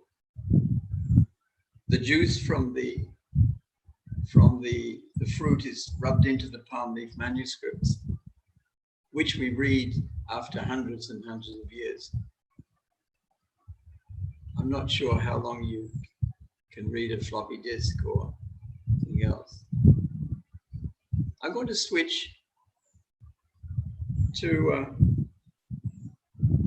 perhaps the most polluted place on the planet in 1875. And in some ways, it's so much of what we all know, and Archana was speaking about so strongly. This was the heart of the monster. This was the place where, as a result of that industrial revolution, how the empire had been sort of sucked dry of resources. And in 1875, it's an interesting time because there was a wonderful botanical garden in Manchester. It was the third great botanical garden of England after Kew and Edinburgh. And also in 1875, an Indian doctor left his 3 sons with a clergyman so they could learn Greek and Latin and become little English people. The youngest of them was called Aravinda Ghosh. He later became Sri Aurobindo, the Sri Aurobindo of Pondicherry, our guide, etc. And it's just interesting that there he was in the heart of the monster for some 5-6 years, just studying Greek and Latin. I hope he went to the botanical gardens.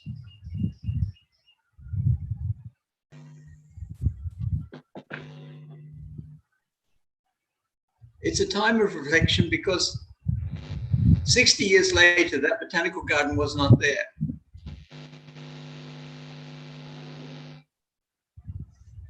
It was a time of great trouble.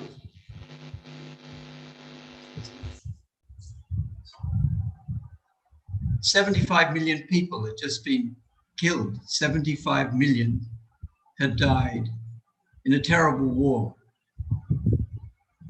And so the last actions of Hitler were to launch rockets onto Manchester. I was in the process of being born. This is 75 years ago.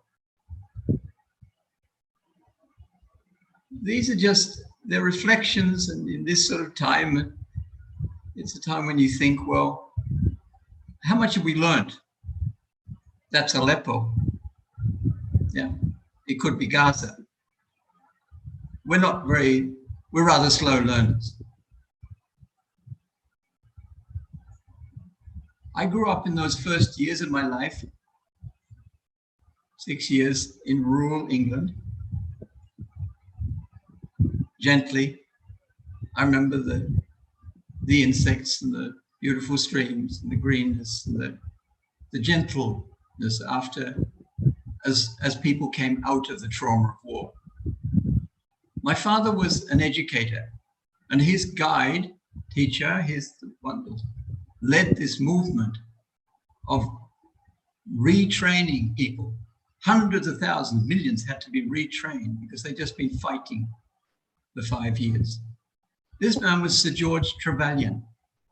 And Sir George Trevelyan became one of the icons of the Aquarian movement. Someone who just tried to get through to people, could we activate the right side of our brain, the softer part, the part that says, look, if we worked with nature, not against it, then it would be incredible. He worked with friends of his in a garden. My father was there too, in houses, training people to do appropriate works. One of his friends in this particular garden, it's a garden where I spent time as a child, he met the god Pan.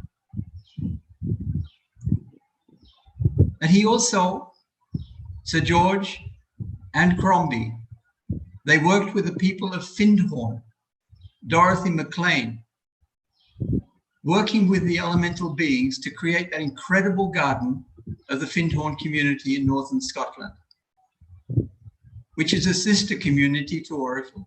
I'm touching on this because it's just the other side of the coin. It's something that's not a project, it's not something, it's can we actually work with nature? Can we not just hug the trees, but talk to the trees, understand them, listen to them, and the seas, this whole wonderful world. And this is what Sir George, as he taught my father, many, many others, wanted to do. The Findhorn community is in northern Scotland. Hundreds of people that have influenced countless psychological thinking. As I said, it's a sister community to Oracle. We went to Australia, away from England. We went on a boat. It helped me realize how incredibly well, how round the planet was and how wonderfully rich it was. I came to India when I was 7, briefly to Mumbai, through the Suez Canal, to a place the other side of the world called Tasmania.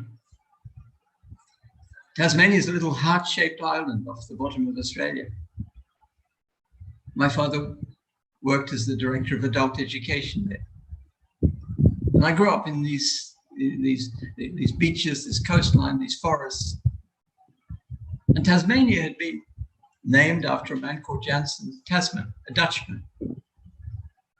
He came down from the colonies, the Dutch colonies, in boats like this, to look for, generally, people were looking for more things to buy and sell. Europeans basically, yeah, this period is just a big business. They didn't find much, and they just saw some wandering tribes. They didn't go inland, it was too harsh. Later, of course, the British came, and the French, and then the British, to the Aborigines, invaded Australia. They took it. They found, of course, extraordinarily different sorts of wildlife and a whole different world because it was an island. What they didn't realize was that there were 250 tribal groups that spoke that many languages and had a recorded history of 60,000 years. And these people had managed this continent without intrusion for that long. The records and cave walls, yeah, beautiful drawings, not written, is all in their dream time, all in their memory. And they walked through the landscape knowing every little bit of it. It sang to them. They managed the landscape. This was what was incredible. It's just being realized that how the Aborigines made Australia by burning a little bit here, allowing the grass to come, so the wallabies and the kangaroos would be food for them. But they created this landscape, just like later. I remember walking in the Amazon and realizing the same thing and being told the same thing, that this actually was, much of it was a planted garden. 20,000 years old garden. This is 60. This landscape is what the British came to. This, of course, yeah, the struggles, the conflict, and the tragedy. By 1870, the last Tasmanian Aborigine had died. But they're alive. They're alive, their spirits, their politicians, their doctors, whatever, all over Australia. The Aboriginal energy is there. It's the most crucial energy in that continent. What a beautiful place. These are places, these rivers, I think the first Green Party on the planet was started in Tasmania. The movement against damming these wild rivers, or one particular, Franklin, brought about thousands of people going to jail. Huge activism and a bringing down of the national government. So the campaign, which I think was driven by the spirit of the Aborigines, amongst people, and doctors and lawyers and workers and whatever, and actually it brought down the central government because it was just asked, do you want this or not? So when Archana talked about the Teri, whatever, this was one of the miracles. It was a bit that's time, it was close to the time of Silent Valley also. On the steps of Parliament House, the new Prime Minister said the dam will not go ahead and the rivers are saved. It's still an ongoing fight everywhere, and in Tasmania too, against the destruction of the wilderness. The wilderness. Australia at that time, the 50s, a lucky country, yeah? Plenty of work, plenty of natural resources to rip off. I mean, Australia is the fastest environmental disaster on the planet, that's for sure. It's only a few hundred years. It was beach, it was fun. And I went to university. I studied law. I left my law studies. I went to become a lighthouse keeper of a little island off the bottom of Tasmania. It was interesting. I went back to university, did archaeology, philosophy, things like that. But then they called me up to go and fight in Vietnam and shoot people there. I didn't think that was a very good idea, so I escaped. Short story. I went the other way. I realized definitely that the earth was round.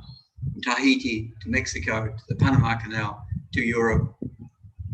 I lived in Turkey, in a little Muslim village. A whole winter by myself, went to the mosque every day. This is the time of the 20s, this time when you could move, you could do things very easily. We definitely didn't have Corona, and there was no talk of an environmental disaster anywhere. I worked in a psychiatric clinic in France, and at that time, in February '68, the mother brought down her dream, the dream of creating a township, a place that no nation could call of its own, a place where people could really be free and play and work hard too.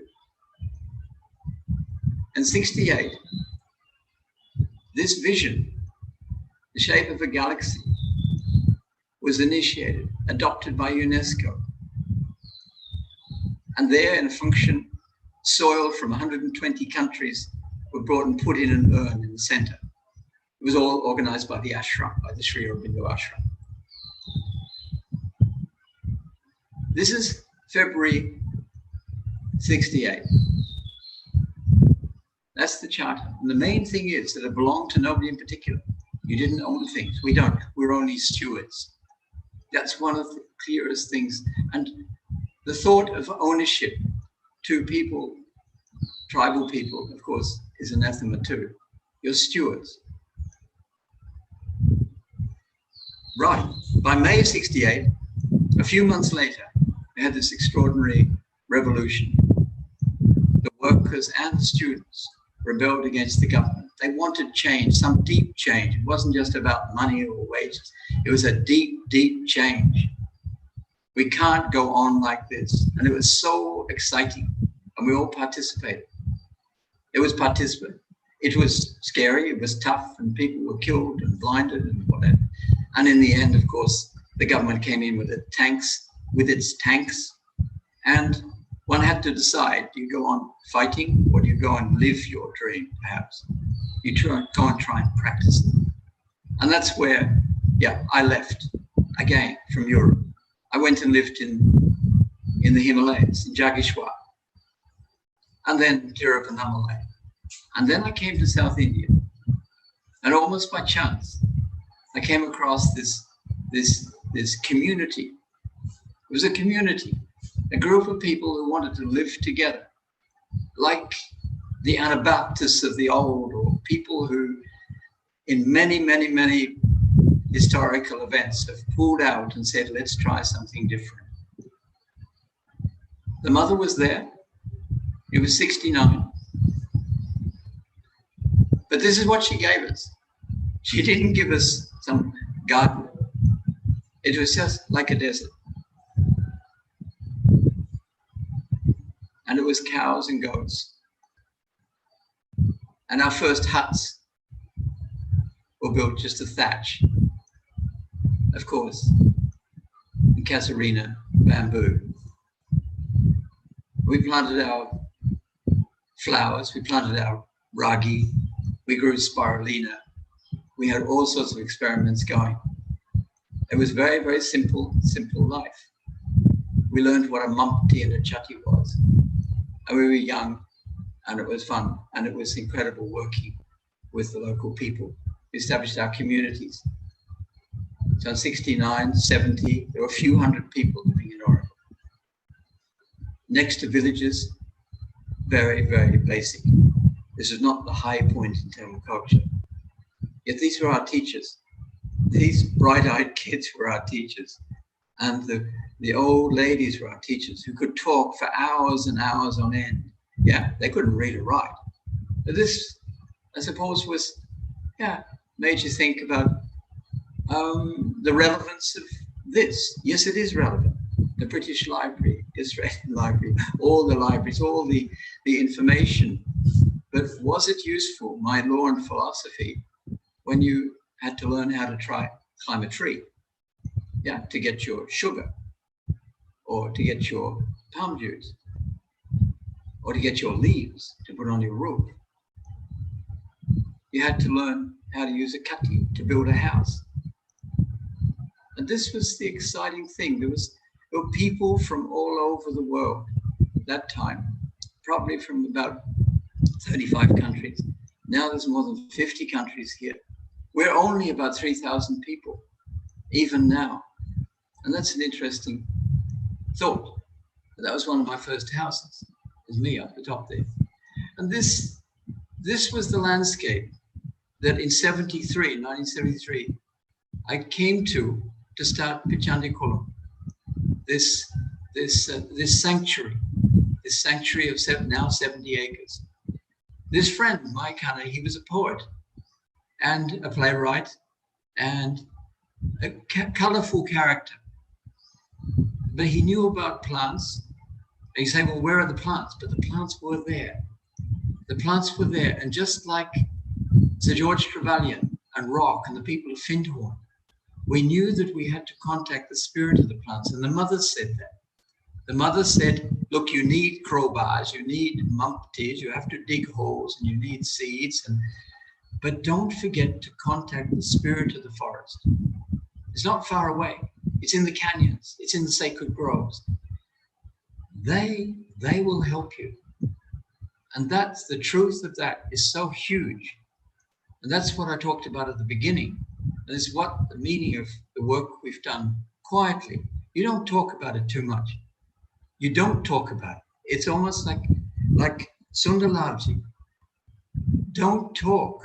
Just get on with it. You can't learn to talk to a tree. Go into a forest and try it. It's the most extraordinary experience. But you don't have to talk about it.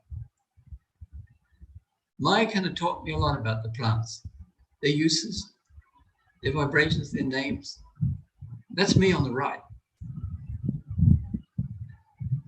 We learned about where we were. And this is something that sings through all our teachings, sense of place. We're here. I'm not up in the Himalayas. I've been there many times, but I'm here. This is the patch that I've been given to steward, to help. And around this Kalaveli tank, all these little blue patches.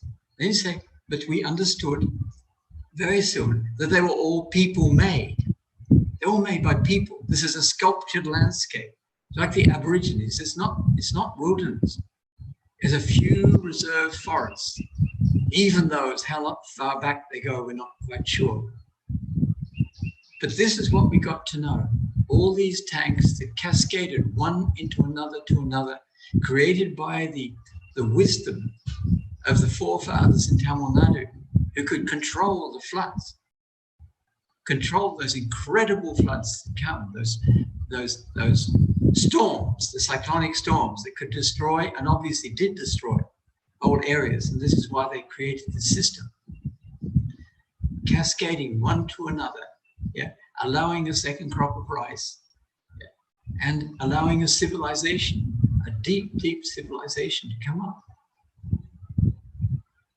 The water from Oroville, from Pichandikulam, goes down into Kalaveli tank and then out to the sea 50 kilometers to the north. This was the system, this ancient Tamil Nadu, the Arus, the Yeris, down to the Kolams, the Urnis. This is what was one of the essential learnings that we made. Water was sacred, that was clear.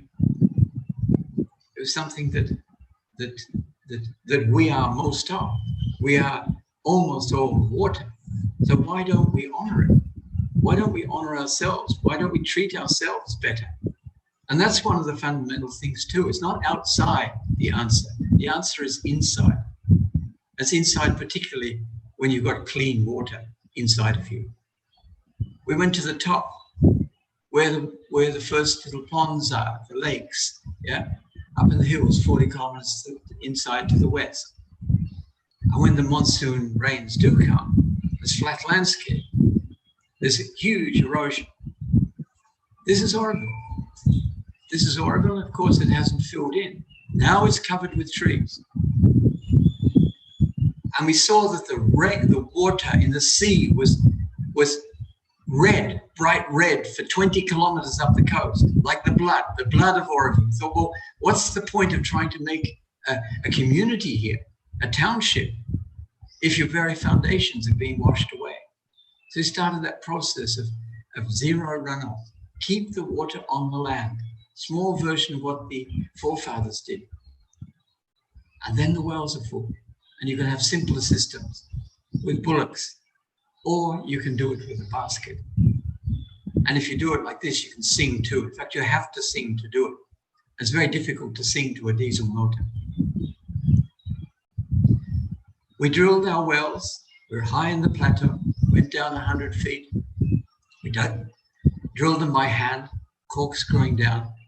We built wooden windmills with canvas sails to lift the water so that we'd have water for our tree nurseries. I think the water in the green belt of Oroville has been mostly for tree nurseries, some animals, and then watering the trees afterwards and for the few stewards. We saw the genius of the food production, the tenai, the samai, the ragi, the kombu, the rice, the different sorts of rice that were still there at that time. And now we've continued those practices of seed storage and we grow the organic indigenous varieties in the farms of Oroville. In the wetland, how people collected, whether it was shrimps, whether it was fish. And when the wetland dried up, you cut the grass and you put it on your roof. The symbiosis between bioresources and the living. We saw the vegetation in the patches, in these sacred groves that have been protected by people, by horses, who gallop around the village protecting it at night. But these places were full of the seed that we needed. We learned about this seed. We were not botanists. I never planted a tree before I came to Oroville. We further inland, we found the mother trees, extraordinary Terminalia ajunas, yeah? And this is these mother trees through the sacred groves of coastal Tamil Nadu. We located them. We collected the seed, brought them back. We learned how to germinate that seed by scratching, by burning, by soaking it. We grew the seedlings. We've had a nursery in Pichandikon for 50 years. Most years, 10, 15, 20, at the beginning, 50,000 seedlings a year. Nurseries are the answer to this incredible vegetation. It was almost extinct, and you could say it is still extinct, but we've tried our best to create a botanical garden that can be used, yeah, for seedlings in the future. We need seed source. These extraordinary trees we found on the edges of ponds. We documented GIS, GPS from Sri Harikot down to Point Calamere, hundreds of sacred groves, put them into databases, which are called the tropical dry evergreen coastal forest. And this, of course, work was going on in universities. It continues to go on, but the Oroville botanists, eco-restorers are sort of practitioners. We've got this much. We know our species. We publish papers. We publish books. We use practically by ourselves, but we plant particularly. We go on planting. At that time, started this wonderful relationship with FRLHT. Darshan Shankar, Sampratoda, and their genius of creating this organization, asked us to be part of that first group think there's 12 throughout Tamil Nadu in different ecozones, different floristic zones. And this is a workshop. Ravi Kumar, Karim was there, I'm sure, looking at the tropical dry evergreen forest. We had to find out what was there first, and of course, the medicinal plants. How do we get that information? It was through the community. I think we had 350 doctors connected to us at that time. And of course, we worked with the French Institute, where they were putting palm leaf records onto computer. But the main work was talking to people, talking to children, communicating about seeds, about nurseries, planning in the village for restoration activities, going out on bullock carts, putting a solar panel on the roof to run a little monitor in the evening to show an environmental film, taking seedlings from village to village, particularly sitting with the traditional healers. Nagaraj Murlia, he was part of that last group. He passed away last year, a wonderful eye doctor. His son, Loganathan, has been part of the FRLHT story, the Bichantigon story for the last 30 years. Now he's doing extraordinary work and has his own herbology center. So much of this, so much came from the FRLHT initiative.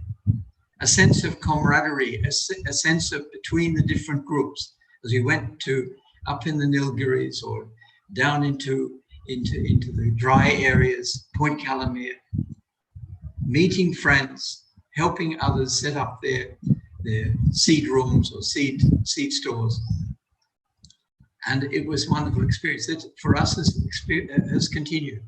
Nagaraj's implements that he used for doing his eye operation. I filmed him doing a cataract operation in his house in the village. So the plants came back on this rather desert eroded landscape. And now the forests of Oroville, like Bichantigon has 700 species.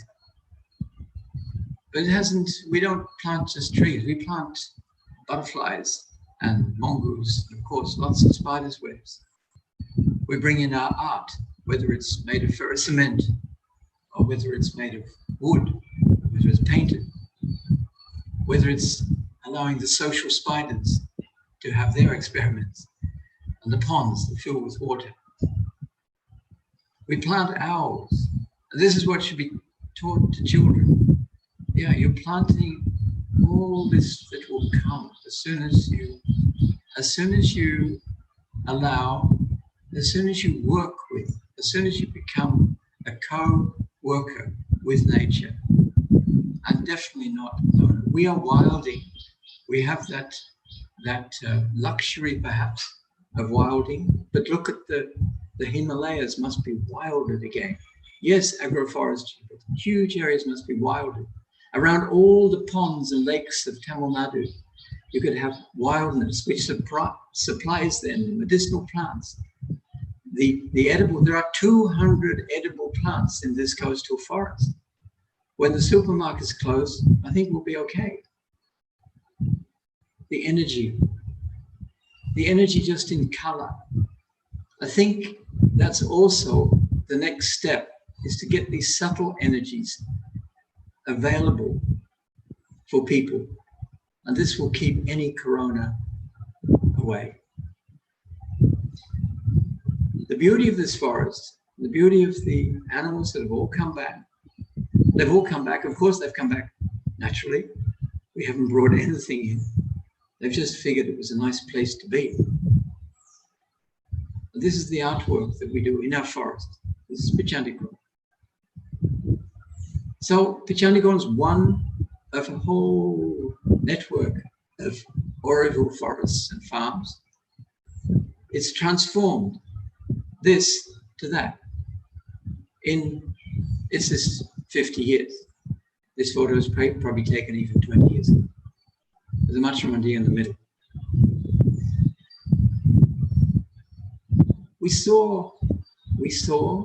We deciphered, the poems of the ancient who came together and sang of this area 1,500, 2,000 years ago in the very, very old temples of this area.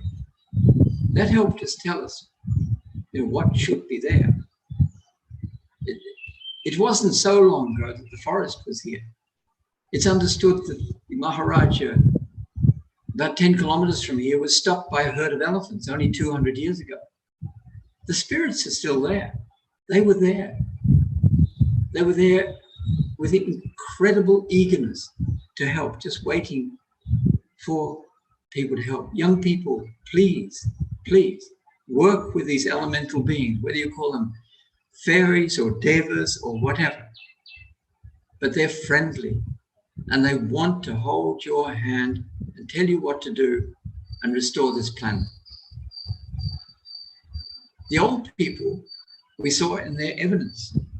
There's a megalithic Dravidians. Throughout our thing, we have an archaeologist who works with us. And that's fun, going to these sites and seeing what it was like. This is only 2,000 to 3,000 years ago. Remember, the Australian Aborigines were 60,000. You can go back further. With this bits of knowledge, because now we were getting some knowledge. We're getting some knowledge. We knew our species. We knew our elemental beings. We knew our friends. And we could take it to the villages. Through the FRHT program, our particular work was to work in some 60 villages. We did a community register, sitting for weeks with the people, getting to know what they knew about their bioresources, animal, vegetable, mineral. And that was a huge body of information. It was the genius of that FRHT program. And that was the basis for which we carried on in the villages. We took them one village, used the school as the entry point, and it was a school that was known as the worst school in Tamil Nadu. 10% pass rate, a couple of buildings, no water, no toilets, yeah, and not very happy teachers, about half a dozen of them. Most of the classes were under trees. We built a little environment center to store that knowledge. And that's important. We believe that if you've got a receptacle anywhere, it can be in the middle of the city, and it should be in the middle of cities, on the edge of every column that the Chennai Smart City program is desilting and cleaning up. Put an environment center. That's the point. This environment center, then from there, you grow a nursery. You grow a nursery, you're going to collect the seeds. You get to know them. You get to know your special trees of the area.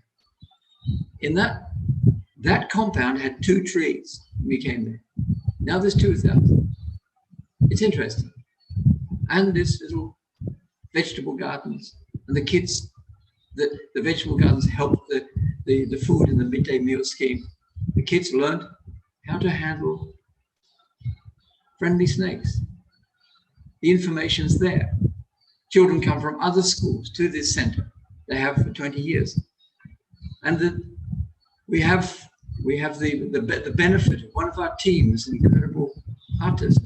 He drew this pen, whole series, the whole story of our biota. So we know what is here and the kids know what is there. These are posters that are up in the classrooms of the local villages. The women's groups, at that time there were 30 of them that we were working with. Parvati started her work, and there was medicinal plant awareness classes, kitchen vegetable gardens, lots of sharing that has gone on now for 20 years intensely. And what it's led to is the women, some of the women have come together, they formed their own little company. We've helped them get money to buy land, to build a center themselves. They go as far as Delhi, yeah, to sell their medicines. Here they are preparing the medicines at the Nadikupam Center. Meeting with Monica Gandhi in Delhi. That's the center. This gives them pride and place. If we can replicate this generously, give women spaces where they can then process the natural resources. It's one of the ways. It's one of the ways to bring rural plenitude back. And that is what's important, to bring the proper rural business hubs back to the countryside. So there isn't this drain towards the city. Natikupom itself is now 35 acres. It's got some 400 species. It's got its training spaces where people, groups, particularly of ladies, come from different parts of Tamil Nadu and learn particularly to plan, to dream. Think about what your village could be in 50 years.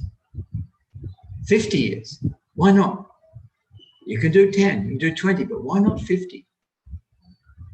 We continue to do health camps for people regularly, using the traditional healers. Dr. Loganathan and his team, who's still with us, very much, very, very much. And we do health camps for cattle and goats and other animals.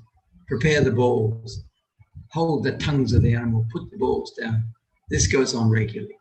This is all coming out of working with the FRHT or Dr. Vivekananda in the south, part of a network of healers.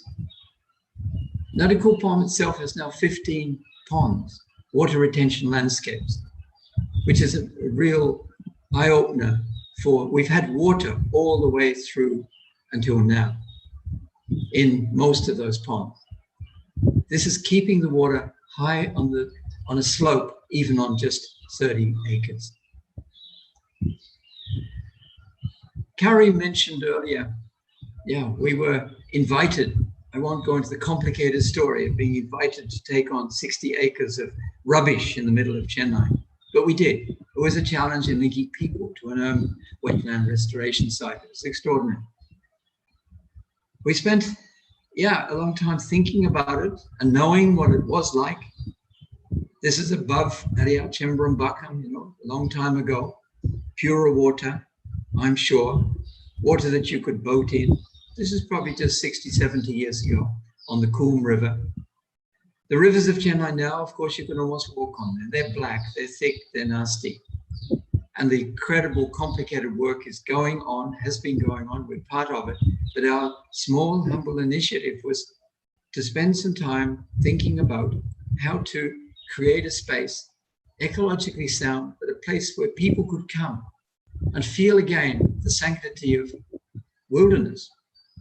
And hats off to governments that allowed only indigenous plants, 173 species, to be planted in this area, instead of having playgrounds with plastic swings, etc. Everything there, it's a magic area, but it was, is, and will be more and more a training place for eco-restoration in Tamil Nadu. This is what was given to us after I signed the contract. That's a biryani hotel on the right. Garbage, rubbish, filth. We started that process of taking out 60,000 tons of building rubble and putting it under where they were building highways, flyovers.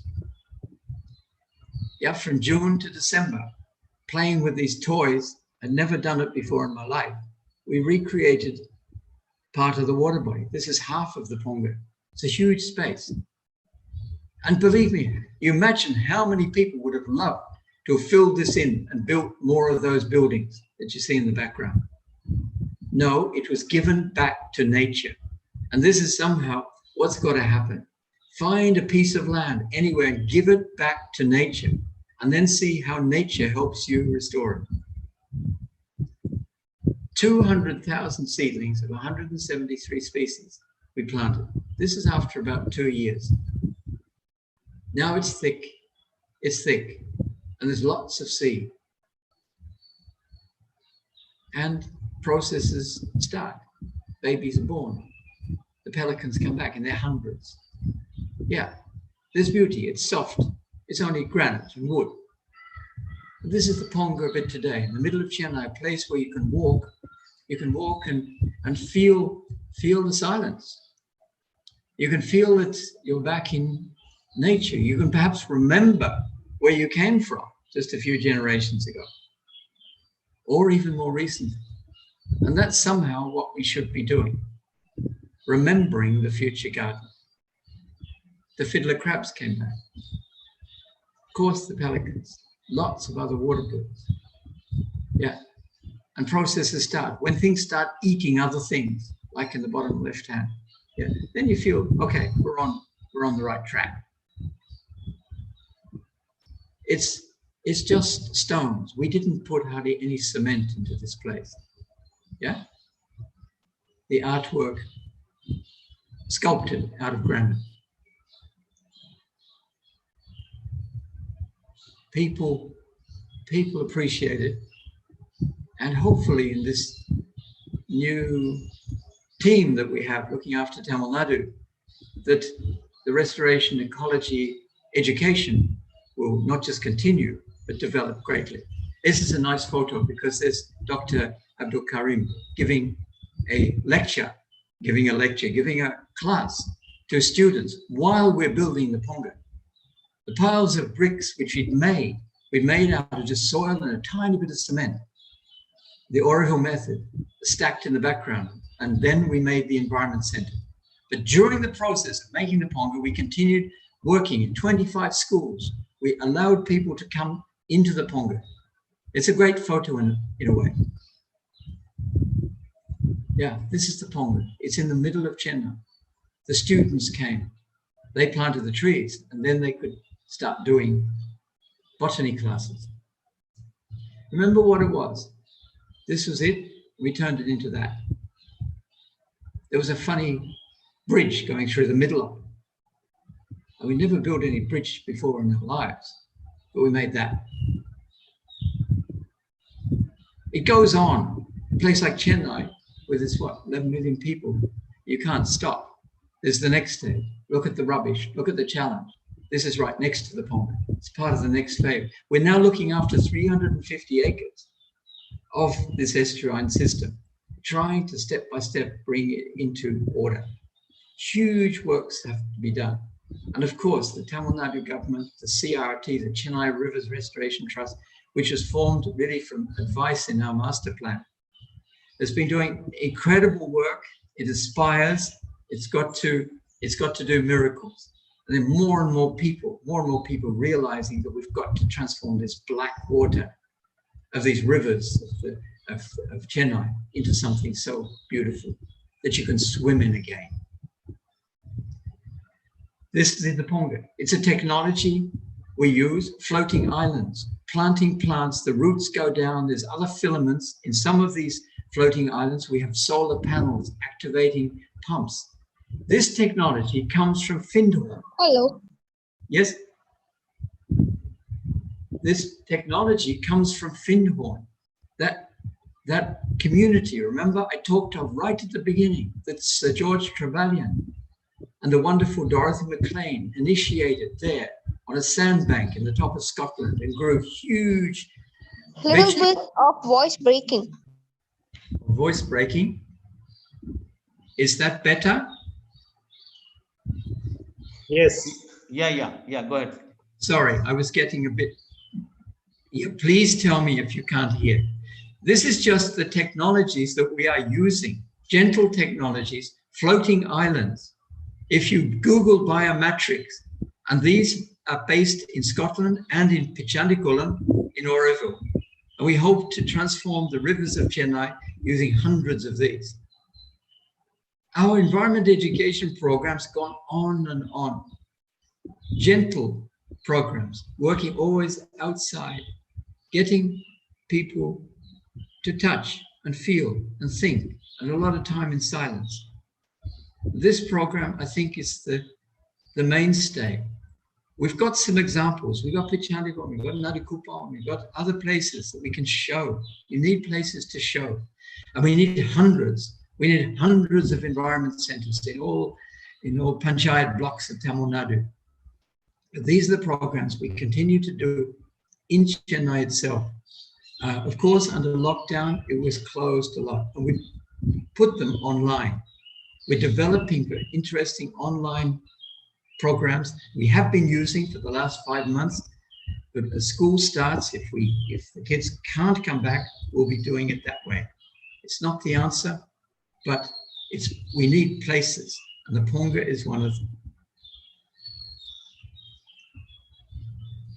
This is the call for change makers, the call for people, the need for environmental education teachers. Achana, you talked of, please don't get stuck behind a computer. There's lots to do.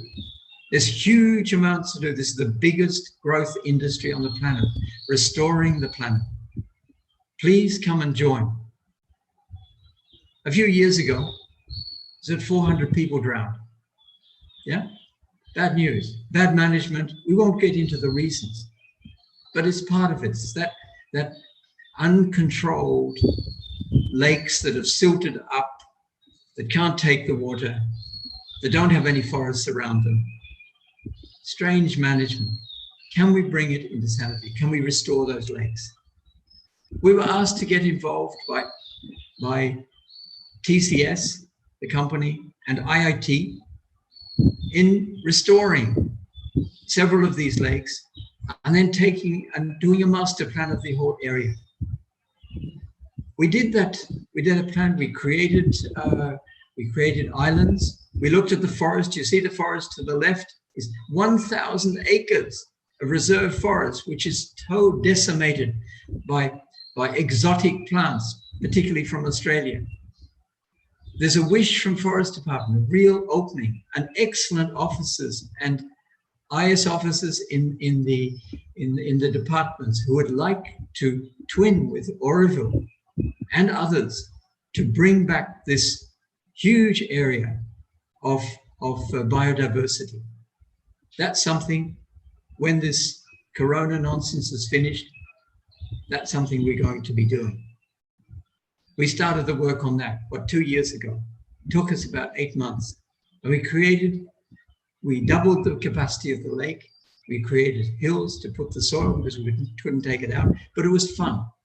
And the birds and the animals that have come back, it's just amazing. We've got a plan for an environment center there. When Corona's finished, hopefully this will happen too. Another larger environment center nearby at Navalur. There's plenty of plans, and there's tremendous energy in Chennai to do something really well. We need help, young people, old people, groups. That's what Oroville looked like, remember, yeah? 50 years ago. And then we planted a few trees.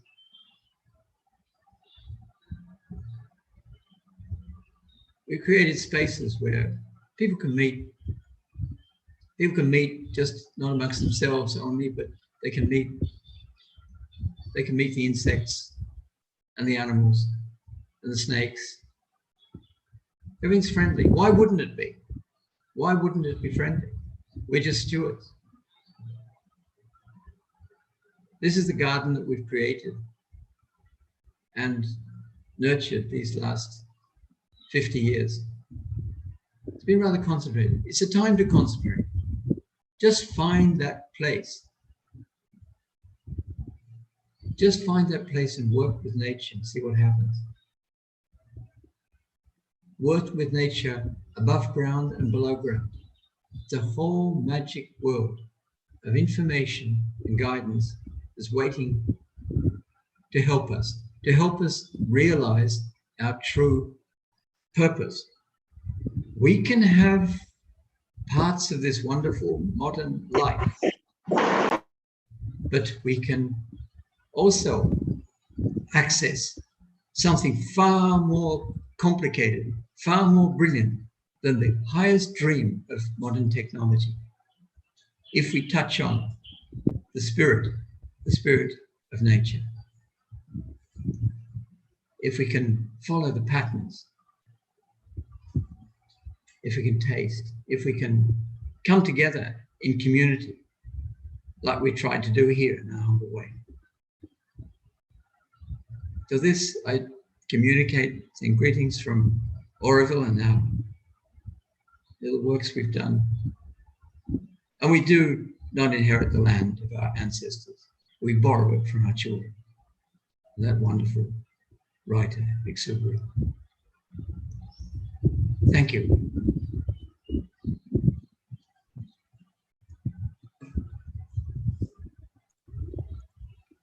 Thank you, Joss. That was a kind of a complete journey of 50 years. We were so connected. Literally, we could see the development that happened at Pichandikulam. And especially for the students and children here, this is going to be an example of actually eco-restoration. And you have literally taken us from Pichandikulam to Nadukupam and the Adiyar Ponga. That was an amazing thing, especially in urban place to do such thing. It really brings the people of urban back to the nature. And I'm sure the beauty of the whole program is you have kept the restoration program a holistic one, because it was involving community education, especially for the future citizens. The children were given education of environment and ecology. So we thank you. And if you permit, we would like to take few questions from the participants. Sure. Yeah. So there's a question from Seema Srivastava. Your own views on saving the deforestation and present scenario. So she's seeking your views how to deforest on saving the deforestation and present scenario. And she also asked any major initiative you think world can emulate.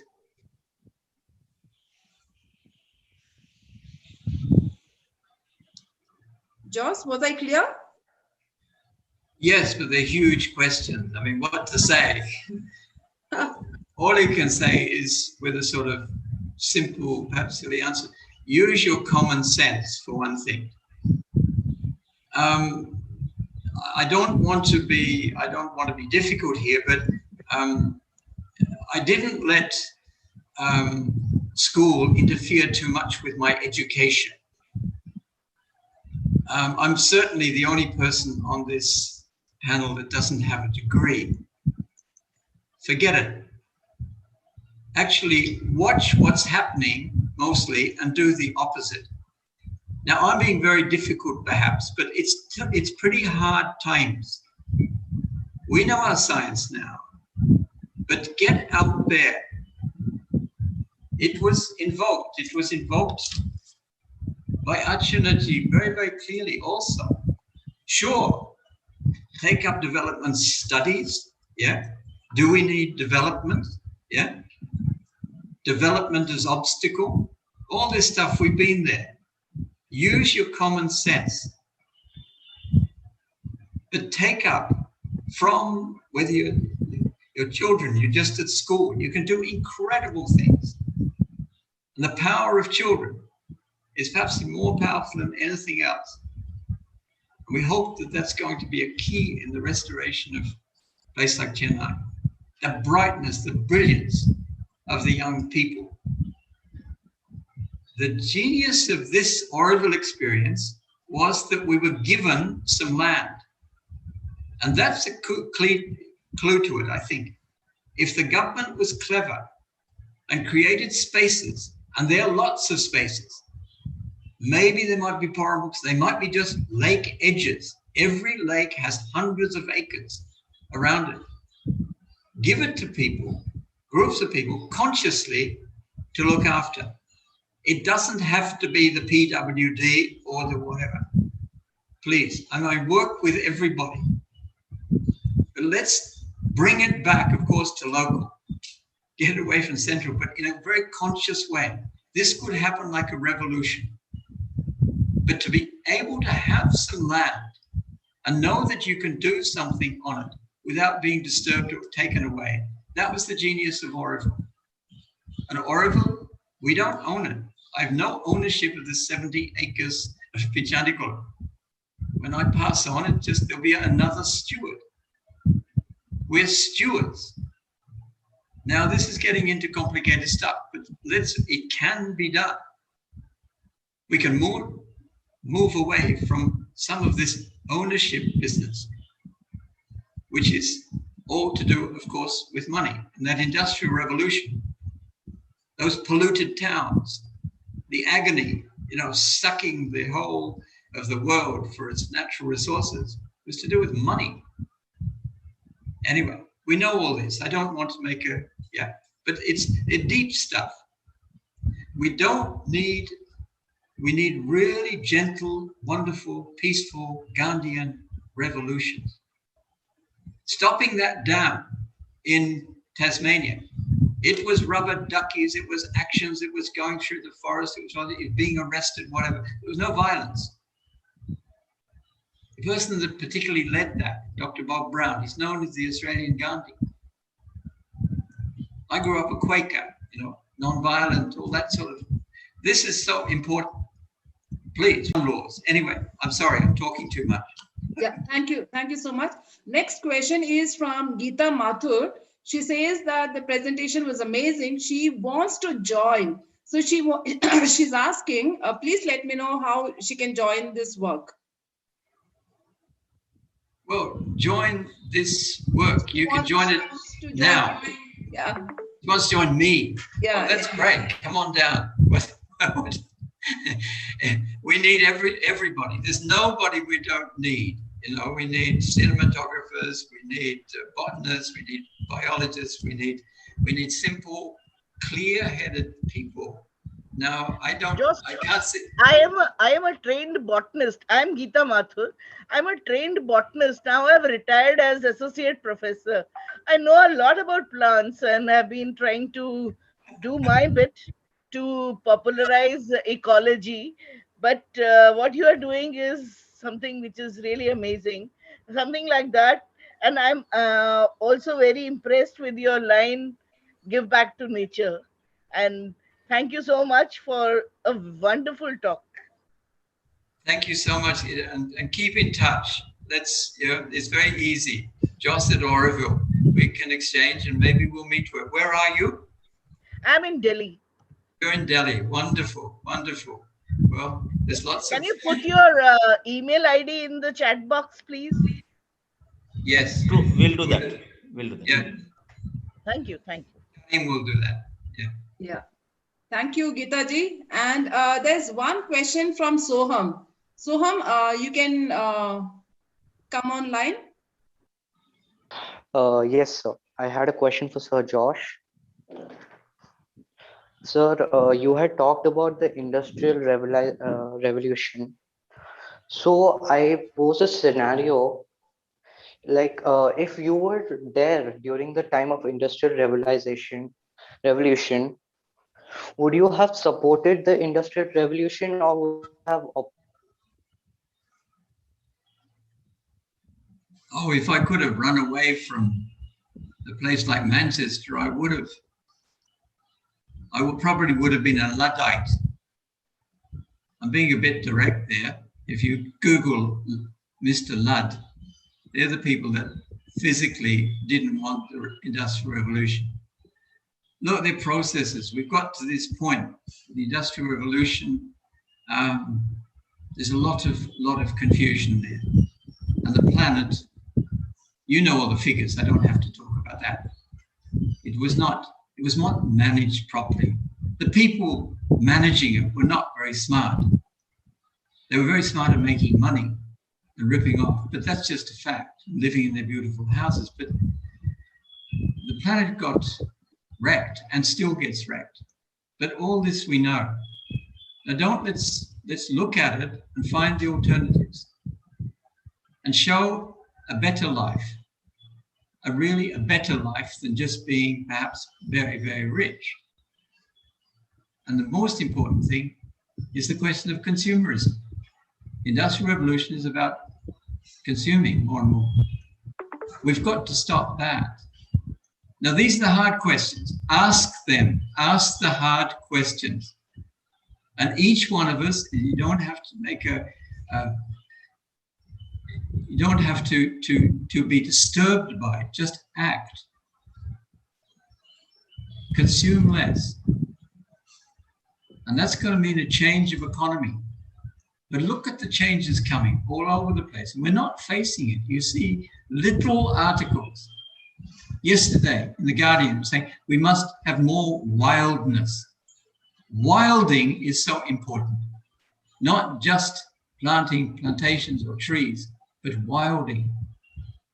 With wilding, you bring places back, homes for spirits. The spirits are what is going to help us. I'm sorry, this might sound strange, but that's it. Joss, are you there? I'm here. Okay, okay. There was some disturbance on the screen. Can I take another question? Sure. Yeah. There's another question by Savana Kumar. Savanan, you can please come online.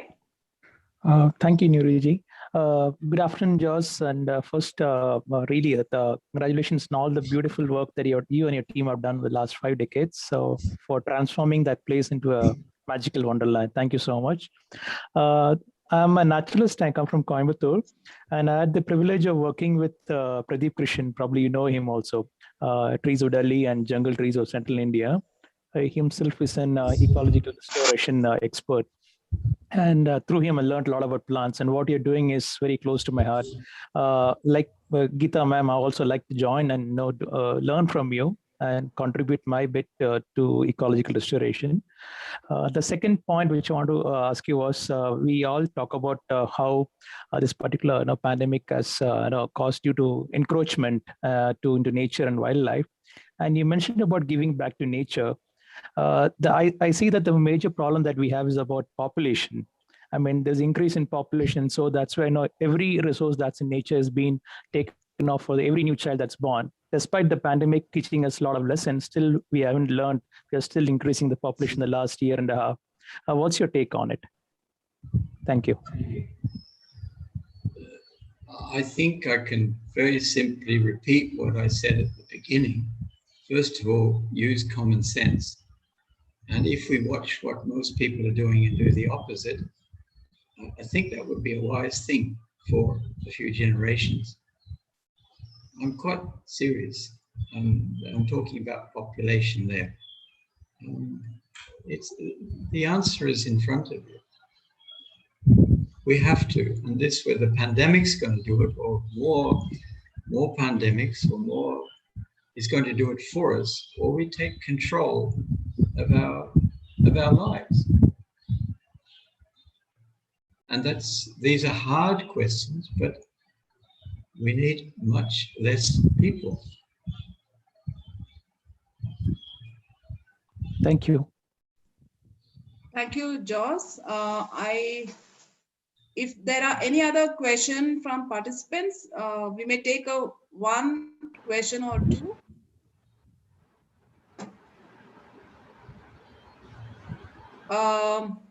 Okay, so thank you, Joss. Now we move on to our last phase of today's session, where I request Shri K.S. Atri, NMNH, New Delhi, to kindly give the word of thanks. Over to you, Shri Atriji. Thank you, Madam Nuri. Can you hear me? Yes, yes, you're audible. Good afternoon to all of you. I'm K.S. Atri, Senior Educational Assistant at National Museum of Natural History, New Delhi. It's my privilege to propose the vote of thanks to all who have helped in making this webinar a success today on the occasion of World Environment Day 2021 and the Foundation Day of National Museum of Natural History, New Delhi. Now, this webinar series is being held as a tribute to Padma Vibhushan Sundarlal Bahugunaji, and this occasion has brought NMNH New Delhi and the University of Transdisciplinary Health Sciences and Technology, TDU, Bangalore, to organize this national webinar series, which is being conducted by Center for Conservation of Natural Resources, CCNR, TDU, and Regional Museum of Natural History, Mysore. Starting with, I would like to thank Mrs. Naz Rizvi, Director, National Museum of Natural History, for her valuable guidance and being a source of inspiration. Thank you, Madam, for your motivating message today. I am very humbled to say a thank you to Shri Darshan Shankar, Vice Chancellor TTU, who gave his precious time for putting forward his valuable views during the inaugural talk on this occasion. An event of this dimension cannot happen overnight. We are very thankful to Dr. M. Abdul Karim, head CCNR TDU, and his dedicated team for extending the enormous support in organizing this webinar. Thanks to Noori Madam and Nishant Gauravji also for their contribution today. My words are not enough to express the gratitude on behalf of NMNH. I would like to thank Shri Arvind Kumar Jha, ACF Ranthambore Tiger Reserve, Rajasthan, to take out time out of his busy schedule to inaugurate the online exhibition on adaptation in desert flora fauna at Rajiv Gandhi Regional Museum of Natural History, Savai Madhopur.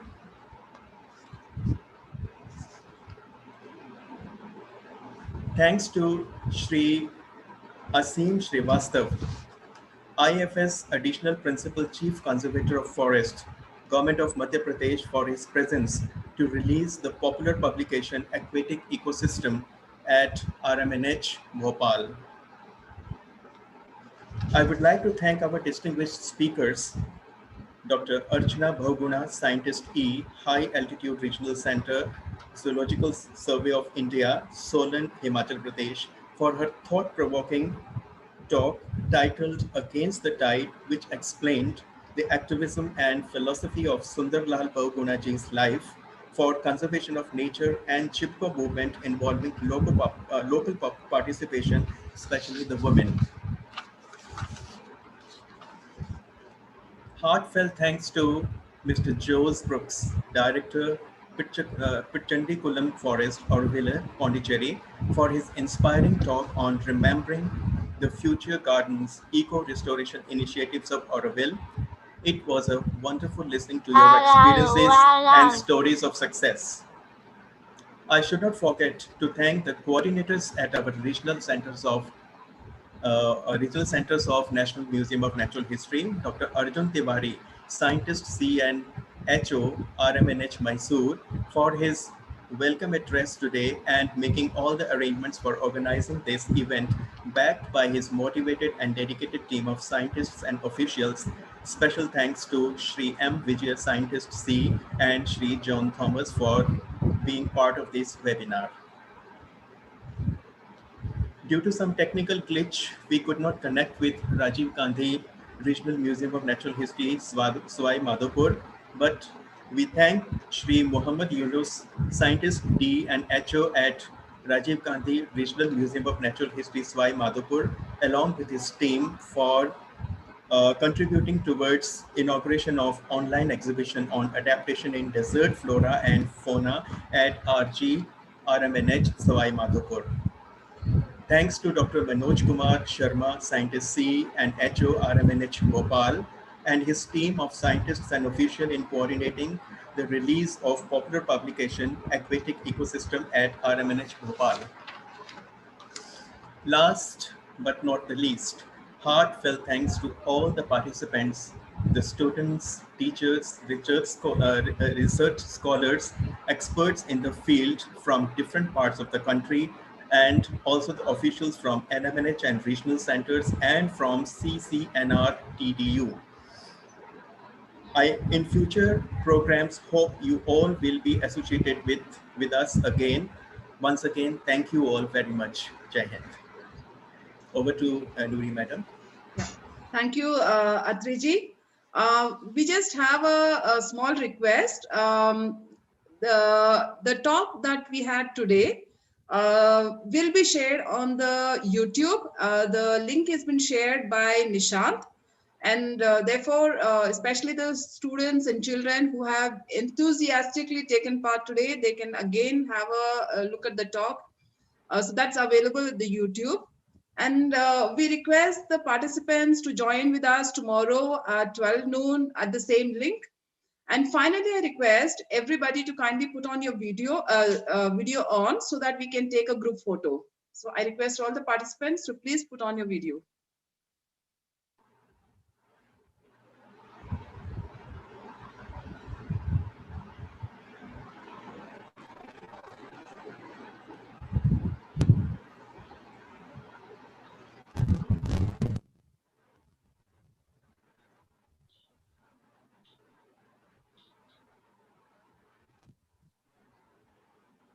Nishant, all are there on the video mode? Yeah, some of them, I'm just waiting for a minute, ma'am. Yeah, please.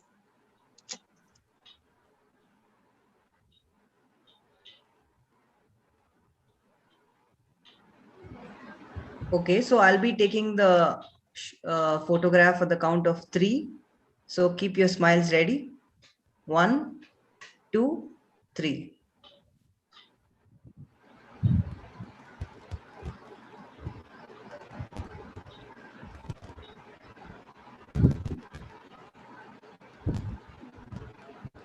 Thank you, everyone. Thank you, Nishant. Thank you so much. Thank you, each and everyone, especially those wonderful kids. We really appreciate those small little ones who ask questions, and the researchers and the academic faculties. We now come to end of today's session. Hoping to see you all tomorrow